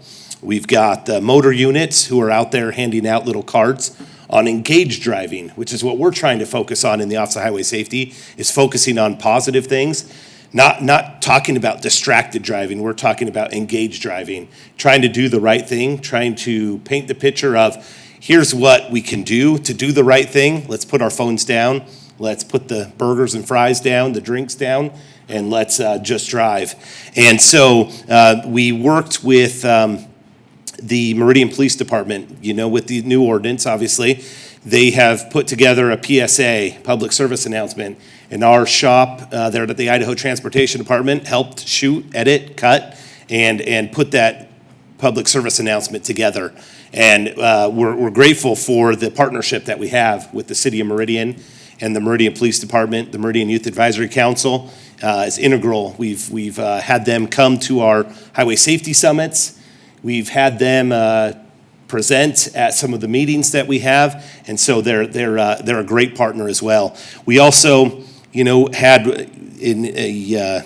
mobilizations where we do enforcement, high visibility enforcement. We did something with the Meridian Police Department a few months ago where we focused on crosswalks and people taking advantage of those in the crosswalk, and cars, for some reason, think that means continue, go faster. So we helped and provided some funding for that. So basically what we're painting in 2018, although we see numbers decreasing, we see opportunities for improvement. Seatbelts, we had 82 people that were killed that were unbelted in motor vehicle crashes throughout the state. According to the National Highway Traffic Safety Administration, if everybody would have been wearing a seatbelt, that survival rate is about 50%, so that translates 41 people may not have lost their life if they were belted, according to the data. An area that we saw the biggest increase, 46% increase in fatalities, was motorcyclists. This was one of the highest we've ever had for motorcyclists. We had 38 killed in 2018, 38. The average is about 22. So 46% increase. And, more than half of those are single vehicle crashes. So the motorcyclist losing control, not taking the curve right, not, for whatever reason, but about 60% of those fatalities were as a result of the single vehicle. The pedestrians, we saw an uptick of pedestrians. 19 pedestrians were killed. Little downtick on bicyclists killed. Two bicyclists were killed across the state in 2018. And then the commercial vehicles, that increased as well, commercial vehicle fatalities. So Mr. Thomas, yes. commercial motor vehicles, you defining that under federal motor carrier rules? Exactly, yes. Yeah, that is defined by, federal motor carrier rules. Yep, exactly. Yep, thank you for that. So we see the vehicle fatality rate per 100 million vehicle miles traveled was down. You know, our population is increasing across the state. We're a popular destination to move to in Idaho as we see the growth here in the Treasure Valley, but our fatality rate is going down. Overall, what we've had to do, you take that, again, 2018, but then we look at the 5-year average. Our fatality rate has actually increased. Our fatality 5-year average has actually increased. And that is because there's anomalies. A few years ago, in 2015, we were at 187, or 2014, we were at 187 fatalities. And then we started climbing to where our highest, 253, which is our highest in 10 years. But now we're starting to go down a little bit. But what we've done is we've had to increase our targets because of the way that the 5-year, when one goes, that 186 falls off, then we're dealing with 216, 253 fatalities. So this commission, I just wanted to share with you our statistics statewide, what we see in the urban area, a lot of serious injury and injury crashes, not as many fatal crashes, but again, it's what we're trying to do, the message we're trying to share is that it starts with each one of us individually. As Idahoans, we're great people. We want to do the right thing. We want to be able to help others, which is inherent, I think, in Idaho. And so it starts with us individually. Then it starts spreading that message to our friends, our families, and then where we spend the majority of our time at work, being able to share that and take that to the community. So I don't know if anybody's heard of our SHIFT campaign, Shifting to Engage Driving. Has anybody heard that or seen that? By a show of hands, just curious. Okay, all right, we got one, right? Okay, 2, 3, 4, all right, okay, perfect, good. So I encourage you to visit our website at shift-idaho.org. So there is where you can find information about what Idahoans are doing to try to reduce the number of fatalities, eliminate fatalities and serious injuries on Idaho roads. And then what we're trying to do, we're focusing on businesses right now and also schools, trying to get into schools and businesses to have businesses talk to their employees about the importance of driving engaged and making that shift to engaged driving. With that, are there any questions, any specific questions you have about the data? Mr. Chairman, I have a couple questions. Yes. So, John, nice sales pitch, by the way. Right. You mentioned fatalities for pedestrians and bicycles. How about crash rates for pedestrians and bicycles? So this is what we hear on this commission all the time, including today, right? A mixing of comfort with crashes or the perception. So what are pedestrian and bicycle crash rates, or are general trends, increasing, decreasing, flat? What can you share with us? Mr. Chairman, Commissioner Lancaster, I've got right here in front of me the 5-year data and then the 2018 data as well. So as far as pedestrian fatalities, that's 7% over the last 5 years. That's 7% of all fatal crashes and 5% of all suspected serious injury crashes. Then bicycle is 1% of all fatal crashes. And and then with that, 62% of those bicycle crashes happen at intersections. So what we see, the trend is we have pedestrians. You look at fatalities; those have increased 25% over the last 5 years. Pedestrian fatalities, suspected serious injuries has gone up 13% when it comes to pedestrians. And then suspected minor injuries has actually gone down 3%. So, and then overall pedestrians involved in crashes has gone up 0.6% over the last 5 years. When you go over to bicycle crashes, fatalities have gone down 16% over the last 5 years. Suspected serious injuries down 4%, minor down 5%, and bicyclists involved in crashes has gone down 7.8% over the last 5 years. So we are seeing pedestrians up, bicyclists are going down. Although, again, preliminary results, bicyclists did increase this year from 2018, and I believe we're at, don't quote me on that, 4 or 5 is where what we had in 2019, but we don't have that data, out there just yet. So that's kind of the trend we see for pedestrians and bicyclists. Mr. Chairman, that's really interesting information. Another follow-up, if I can ask John, so I might be privy to your long report. And so you haven't talked about it here, but I'm going to ask you about it anyway. Yeah. Because I think, and it's about work zones, and work zone exposure and work zone crashes. So Commissioner Hopkins might know more about this than me. I know, right? But as I recall from your report,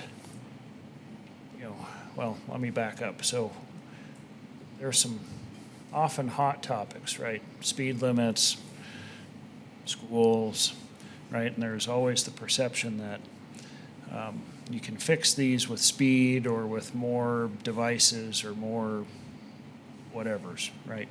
But as I recall, the work zone crashes, or at least let me back up even more. So the crashes between workers and road users was really very low. Is that right? Could you talk yes. to that? 'Cause Yeah, definitely. I found that really interesting, and I know that's not what you presented. Yeah, nope. Okay.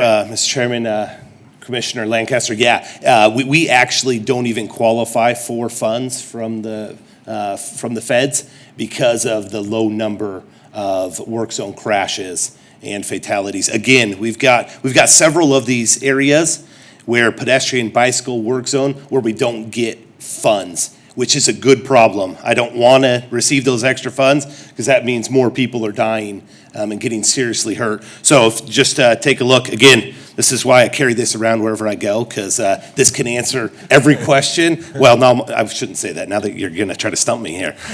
Almost every question related to that. And that's why I can't thank enough my staff who works tirelessly to put this book together. So over the last 5 years, fatalities have increased 33% in work zones. Those are the people driving through the work zone. It's not the person, the worker out there doing the work. We do have, in 2015, a worker was struck and injured setting up orange barrels in a work zone in Ada County. And then, I see orange barrels, I almost said Orange County. And then a worker was struck while setting up a flashing arrow board in Ada County in 2017. And then a flagger was hit in 2018. So worker-wise, we've had, over the last 5 years, those are the only 3 injuries related to workers in the work zone, 0 fatalities, which is great news. Unfortunately, so 2016 fatalities in work zones, we had 0, which is right where we want to be. 2017, we had 9. In 2018, we had 10 fatalities. Majority of those are multiple vehicle rear end crashes. So we've got somebody that maybe sees something going on and they're trying to stop, and the vehicle behind comes at a higher rate of speed and crashes into the back of the vehicle. So that's the predominant, most harmful event for multiple vehicle crashes in work zone. So that's what it looks like in work zones across the state. Other questions, comments for Mr. Tomlinson? Mr. Chairman? Mr. McKinney? Mr. Tomlinson, just one question. This really goes a little bit outside of what we are most concerned with, but out of curiosity, what has been the effect of the higher speed limits on the interstate highway and accidents? Yeah, Mr. Chairman, Commissioner McKinney. So I'll be honest, I don't dive into that because it's more the engineering side of things. So I'm not, again, it's not in here, so I don't know. I don't know, I don't have that data with me.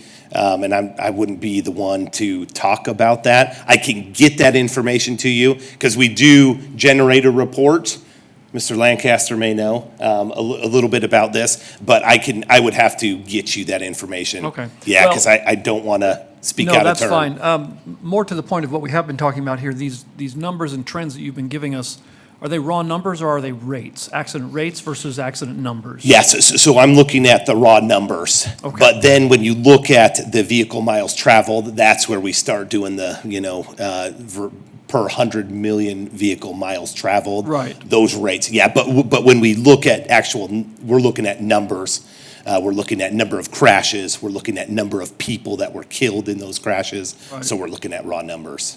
Okay, so it sounds like some of these then, with our increasing population and increasing driver miles, some of those statistics that are increasing, the rate of increase is probably less than what the raw number increases look like. So when you say it's gone up 25%. Right. The rate has probably only gone up by a few percentage points, not 25. Right, exactly. Okay. Yeah, you are correct. We do look at, though, the fatality rate does increase because we got 2014 where there were 186, and now that has dropped off, will be dropping off. So we've had so then we're going to 216, 253, and so that rate you're going to see an increase in our targets when it comes to fatalities, pure numbers, based on the 5-year average. Right, Yep. okay. Yep. Mhm. Thanks. Yep, definitely. Very good. Thank you very much. Thank you. Appreciate it. Very interesting. Yeah. Thanks, sir. Okay, 5B, closed. 5C. Ms. Taysom, Mr. Hunt. Initial alignment and service concept for fixed route service. Thank you, Mr. Chair, Commissioners. My name is Stephen Hunt, Principal Planner, Valley Regional Transit, 700 North, East 2nd Street, Meridian. So today, I was just going to provide a quick update on where we are with planning a fixed route service in Meridian, and I'll try and move quickly through this. We are still proceeding according to the schedule that we shared in the last meeting, so planning on coming to you all each month to provide an update on our progress. And today, we'll be talking about the alignment and preliminary discussion about that. So we just wanted to start by referencing some of the information we got from the public when we went out to the public on alignment last year. And I have to apologize, the numbers on this slide don't total to 100, they're incorrect, but they're close. I have the correct ones on my hard copy here. But the point that I wanted to make with this slide is that when we asked the public about this, there was a pretty strong preference for looking at Fairview. And so when we look at the alignment that we want to talk about today, we'll have to think about how we take the input from the public, what are they trying to get at here, and whether or not that matches the objectives of the alignment that is under consideration. So the correct numbers, just for your information, across the bottom, I'll just read what it was for Fairview. They'd be 71%, 66%, 75%, and 72%. So about 2/3 did prefer to have thought that service on Fairview was more important than service on Pine. But since we did that, we've been working with Compass to identify where employment and residential and multifamily housing units are located along these 3 different corridors of Franklin, Pine, and Fairview. And we looked at each one in 4 different segments. So that's 10 Mile to Linder, Linder to Meridian, Meridian to Locust Grove, Locust Grove to 5 Mile. And we looked at each one of those segments on each one of those corridors to help identify where the hotspots are. This picture just shows the employment data along those 3 corridors. What's interesting to note is employment-wise, Franklin actually has the most number of jobs at 22,000, almost 23,000. Pine has the most number of jobs within a half mile of the Pine corridor at 21,000, and Fairview, Cherry Lane on that segment has 15,000 jobs. So there are a lot of jobs in the Cherry Lane corridor, in the Pine corridor. But when we looked at housing and residential, there's significantly more residents within a half mile of Fairview than there is of Pine or Franklin. There, in total, were, I believe it was about 30,000 30,000 people within half mile of Fairview, and Pine was somewhere about 15 to 17,000. This map is showing the number of multifamily housing units in each of those corridors, and you can see that at both the west end and the middle of Pine, there are a number of smaller multifamily housing units. Those are all, I suspect, largely infill developments. There's more coming as we move actually to the east that used to be that are greenfield developments, larger multifamily units that are going in between Fairview and Pine, between Locust Grove and Eagle. And then there also are the number of units that aren't identified here that are being planned within right downtown Meridian. And that's one of the biggest considerations that we've had as we've thought about this alignment is if we plan on serving downtown, like this part of downtown Meridian, then it gets challenging to flip it back and forth between Pine, especially if we're starting at Franklin and 10 Mile. And so what that'll, I think, more than anything, lead to what we'll show next, which is the draft alignment that we worked out, where we do serve downtown, which serves both some of the civic centers, but also the new developments that are being planned here across the street, as well as what is it called, the station in Meridian that is on the other side, being planned for the other side of Maine. The alignment, though, that we wanted to talk about with you all is going from 10 Mile to Pine, serving Meridian High School through downtown and going out to Eagle, and then up Eagle to just north of the village, coming around serving Kleiner Park, and then back on Fairview. We'll look at that little figure 8 here in a minute. But what we're trying to do here is connect to the number of additional residential units that are being planned at the 10 Mile area. And this actually may continue farther. This would continue farther south. This is doing a small loop around the existing road network, but they are continuing that network to go farther south to what is the employment center that's just south of there at the 10 Mile crossing, excuse me. So we would connect to that and serve the apartments that are being developed just north of that at 10 Mile up to Pine, and then east-west on Pine to Eagle, where we would be going by both Sensi and Blue Cross of Idaho, making a connection on both sides of Fairview on the north and on the south, and then on the north as we serve Kleiner Park.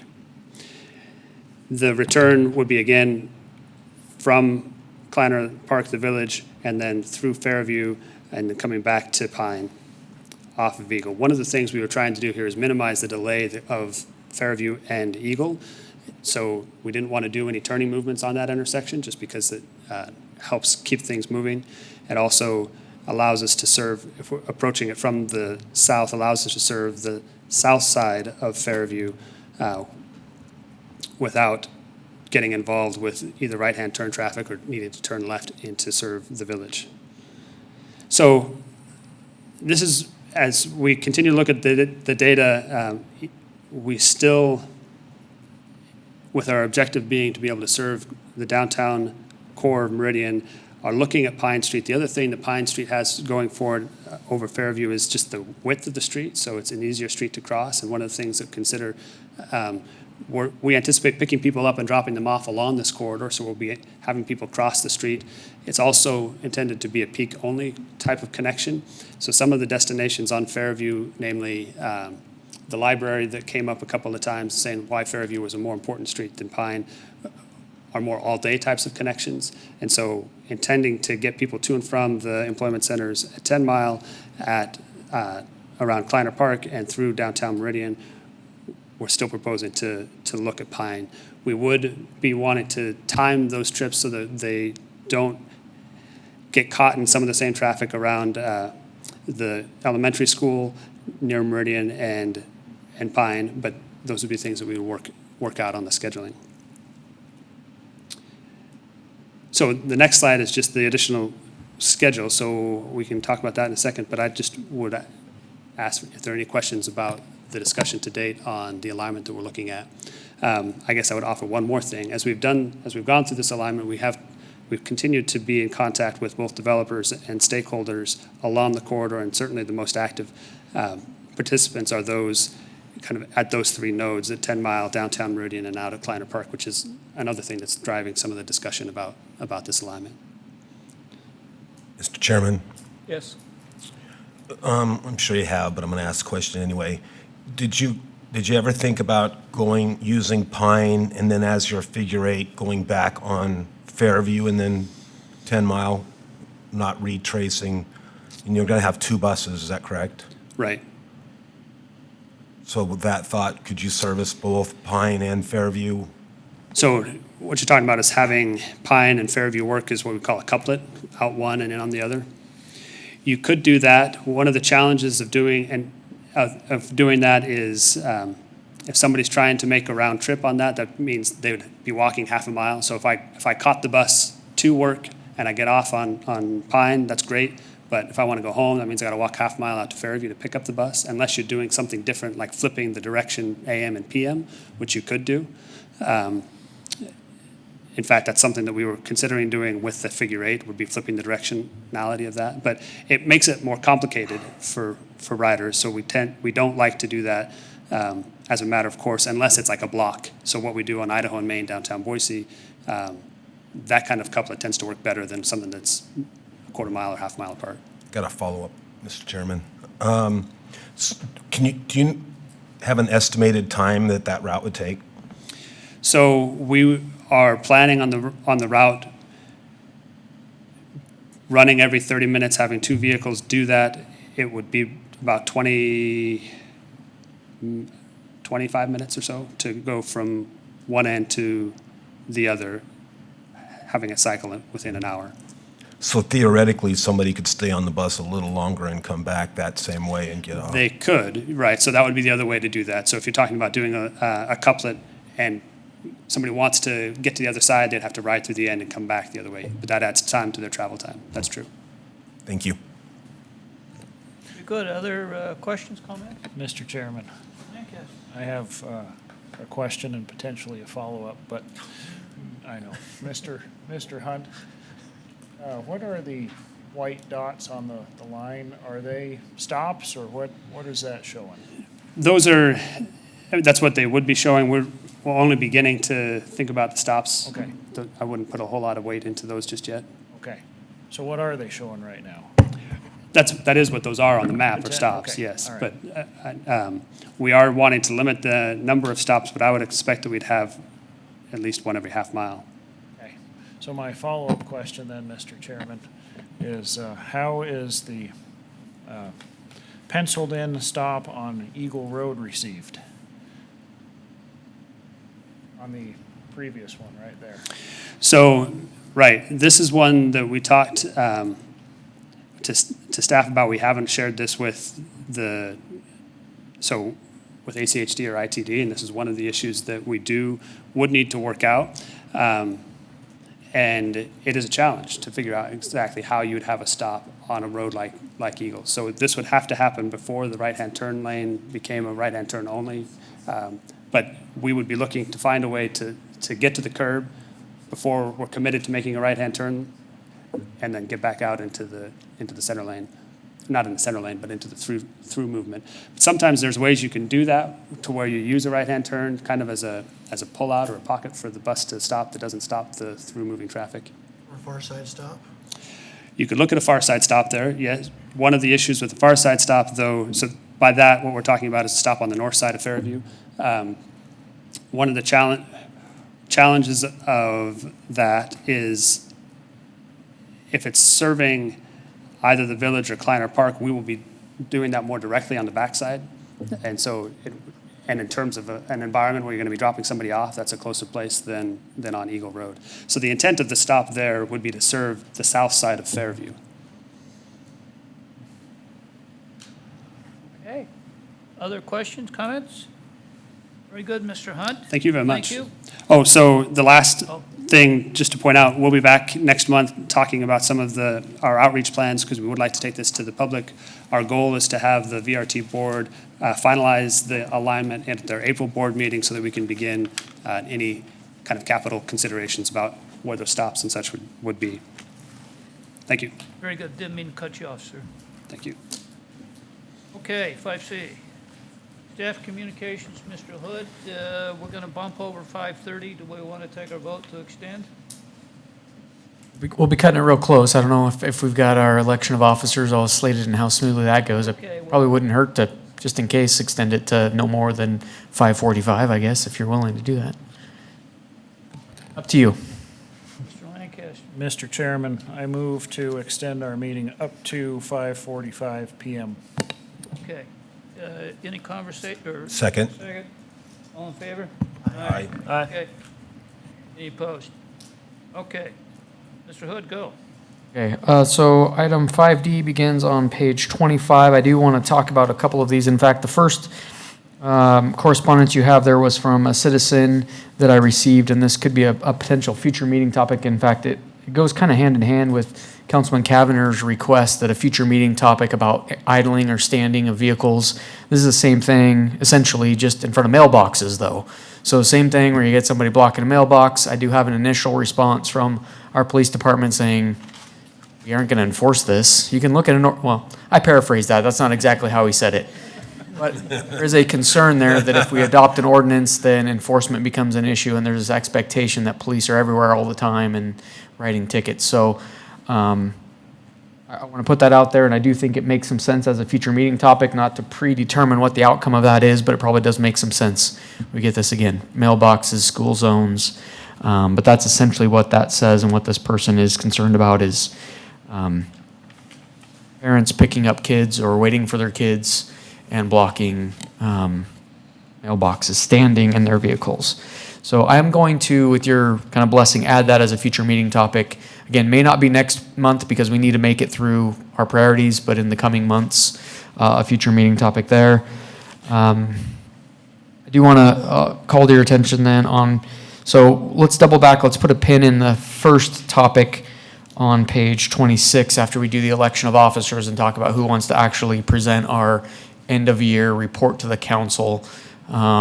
Or I guess you guys could do that now if you want, up to you, if that's the outgoing chair that wants to do that or how you want to work that. But we do need to figure out a date to present that. So you have a handful of dates there that the city clerk has mentioned that work. And then as you note on your agenda, and then you'll see the correspondence today, Brian Leslie is no longer with us. He had the conflict of BAC moving up their meetings, and so he prioritized them over you guys. So don't feel bad about that, but that's more important, I guess. No. So we do have an opening.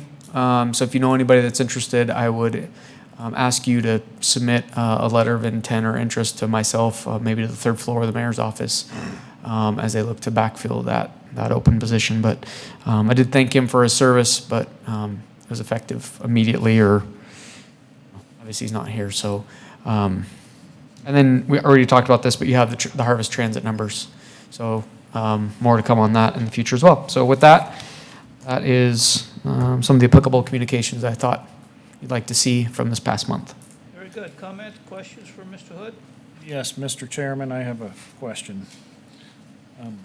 On the first correspondence, Caleb, about the mailboxes, it says high school students. Can I ask which high school this is?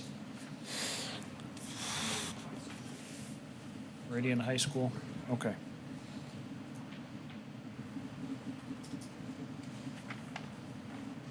That was my only question, Mr. Chairman.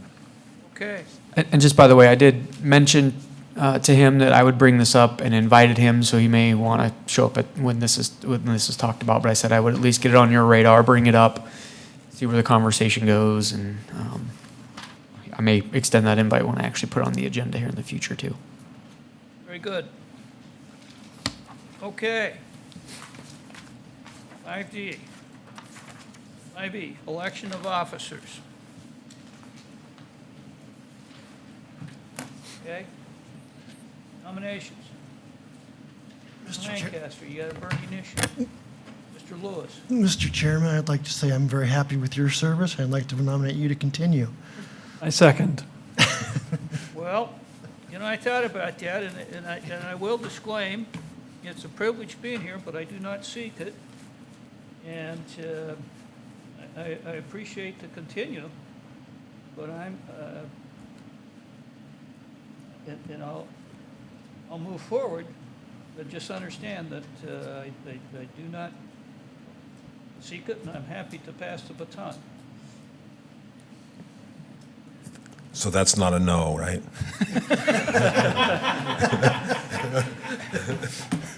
No, that's not a no, but just, but I wanted to acknowledge that's not, that I would like to see someone else occupy the position, but I just want to get that out there. Mr. Chairman, I concur. I appreciate your, well, I concur in part. So you've been fantastic as a chairman, so. Only as a chairman, we'll forget the other. Yeah. Okay. You can read into it what you want. Okay. Well, I don't think that's intended, but whatever you know, you're a big boy, you can make your own choices. But I'll throw this out there. You know, we had some precedent of 2 terms for the chairman. Now, you're sort of our FDR of the commission. That's the wrong party, but go ahead. As far as number of times being chairman. I was going to ask if you were running again.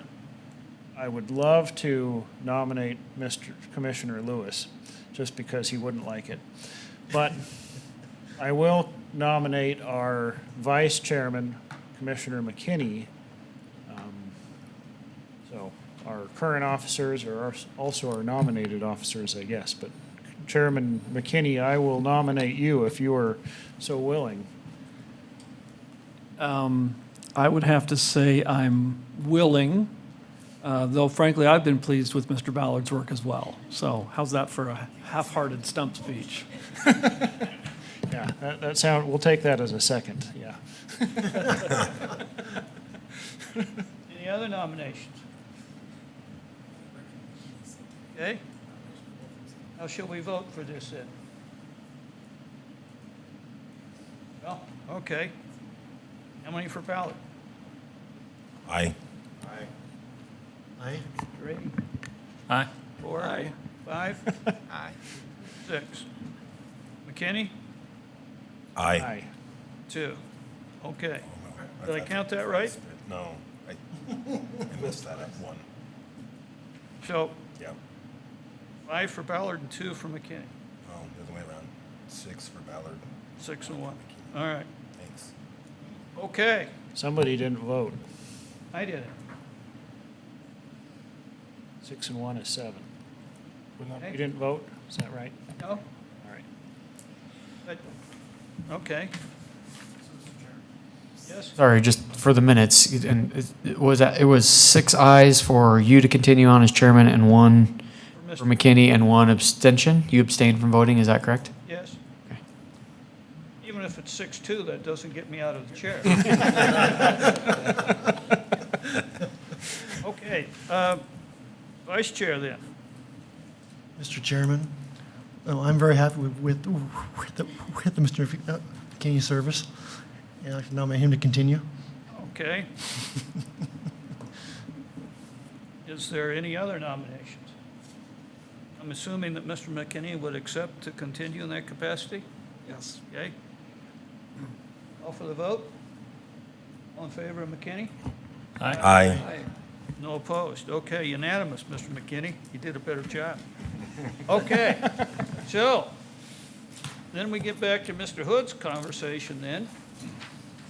Mr. Chairman, Yes, excuse I me. have a question for Councilman Cavanagh. The council passed a term limits ordinance. Does that apply to volunteer commissions? Do you remember? Mr. Chairman, Or was it just city council terms? Mr. Chairman, Mr. Leclerc, you stumped me. I'm not aware of a term limit ordinance that our council has has passed. Really? Maybe I missed Mr. that. Baird Yeah, can they're wrong. correct me if I'm, I have the same surprised look that you have. Even if there was something, it wouldn't reach down to what you're doing today. So I would Sorry. say that I no, that's okay. misheard We'll double check and You confirm with must you not next have month. one. Sorry. In the meantime, you've voted properly. Okay. appreciate the question. So we get back to Mr. Hood's question. Who goes to the council to do the annual review? Mr. Chair, I know that's not directed at me. I'm not up there, but I will provide you a little bit of cover, and that I appreciate that you've done that the past several years now, being several years chair. So and you've done a fine job. So don't read it that way. But I think the council, and I'm not trying to speak. We have a council person president, but it'd be nice to hear from maybe somebody else if someone's willing to come and talk before the council. So if not, you do a great job, and that's fine too. But I think some fresh blood in front of the council would be, and they usually take it pretty easy too on these reports. So That could be my fifth time because I've come out of the bullpen once or twice. Are you kidding? Mr. Chairman, Okay, Mr. Kavanagh. a suggestion, one is, hope the whole commission knows they're always invited to attend and watch, but maybe this would be an opportunity for you and the vice chair to come together. The council's used to seeing you. We enjoy seeing you and having you both in this capacity and when you come and testify. But it would also be good to have another voice, just so that the council's aware of the ongoings from a different perspective, and you could maybe jointly present together, if you're so willing. I am. I will say that the week of February 18th is a no-go for me. Wife has me scheduled somewhere else.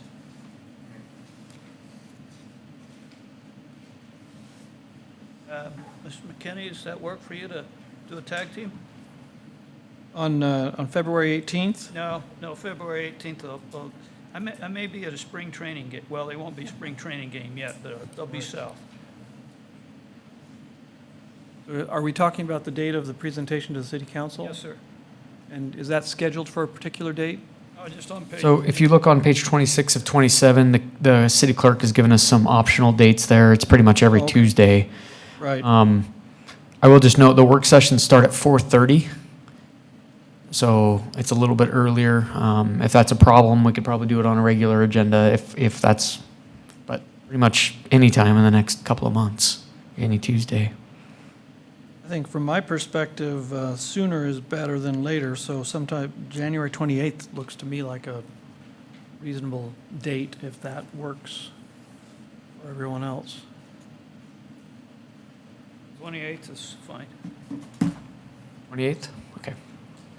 I'll let the clerk know and then just confirm that the 28th is still available. All right. Thank you.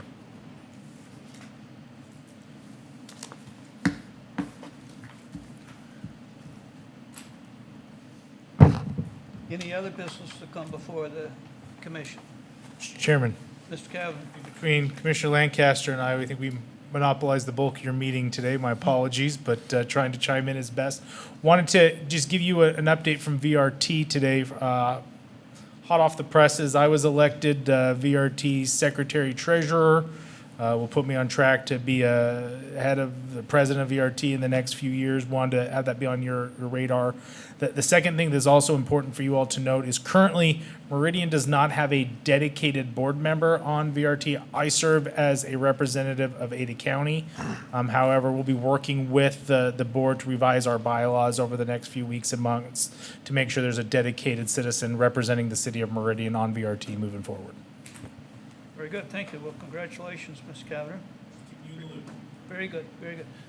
Any other items? Mr. Lancaster, had your hand up.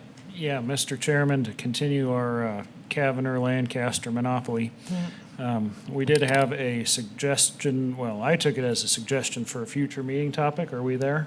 Yes, sir. Okay. For a no idling ordinance, so if we can add that to the list. Yes, that would be EFG.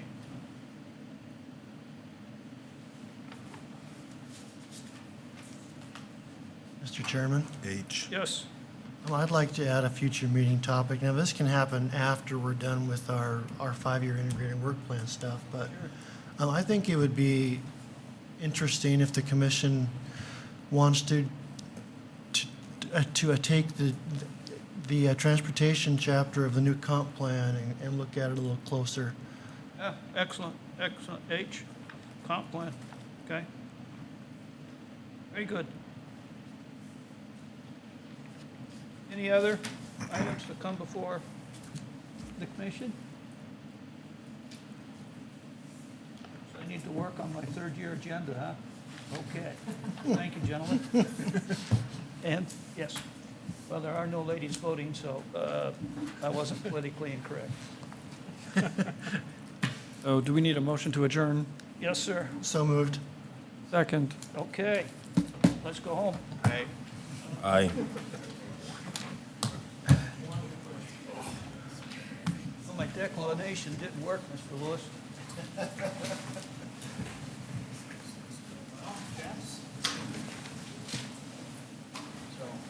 hope you don't take my nomination and vote as a vote of no confidence. In fact, I've tried to give you a break, so.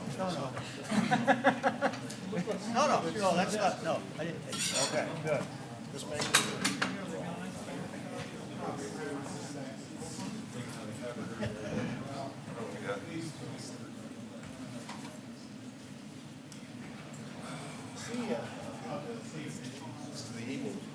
Just taste it.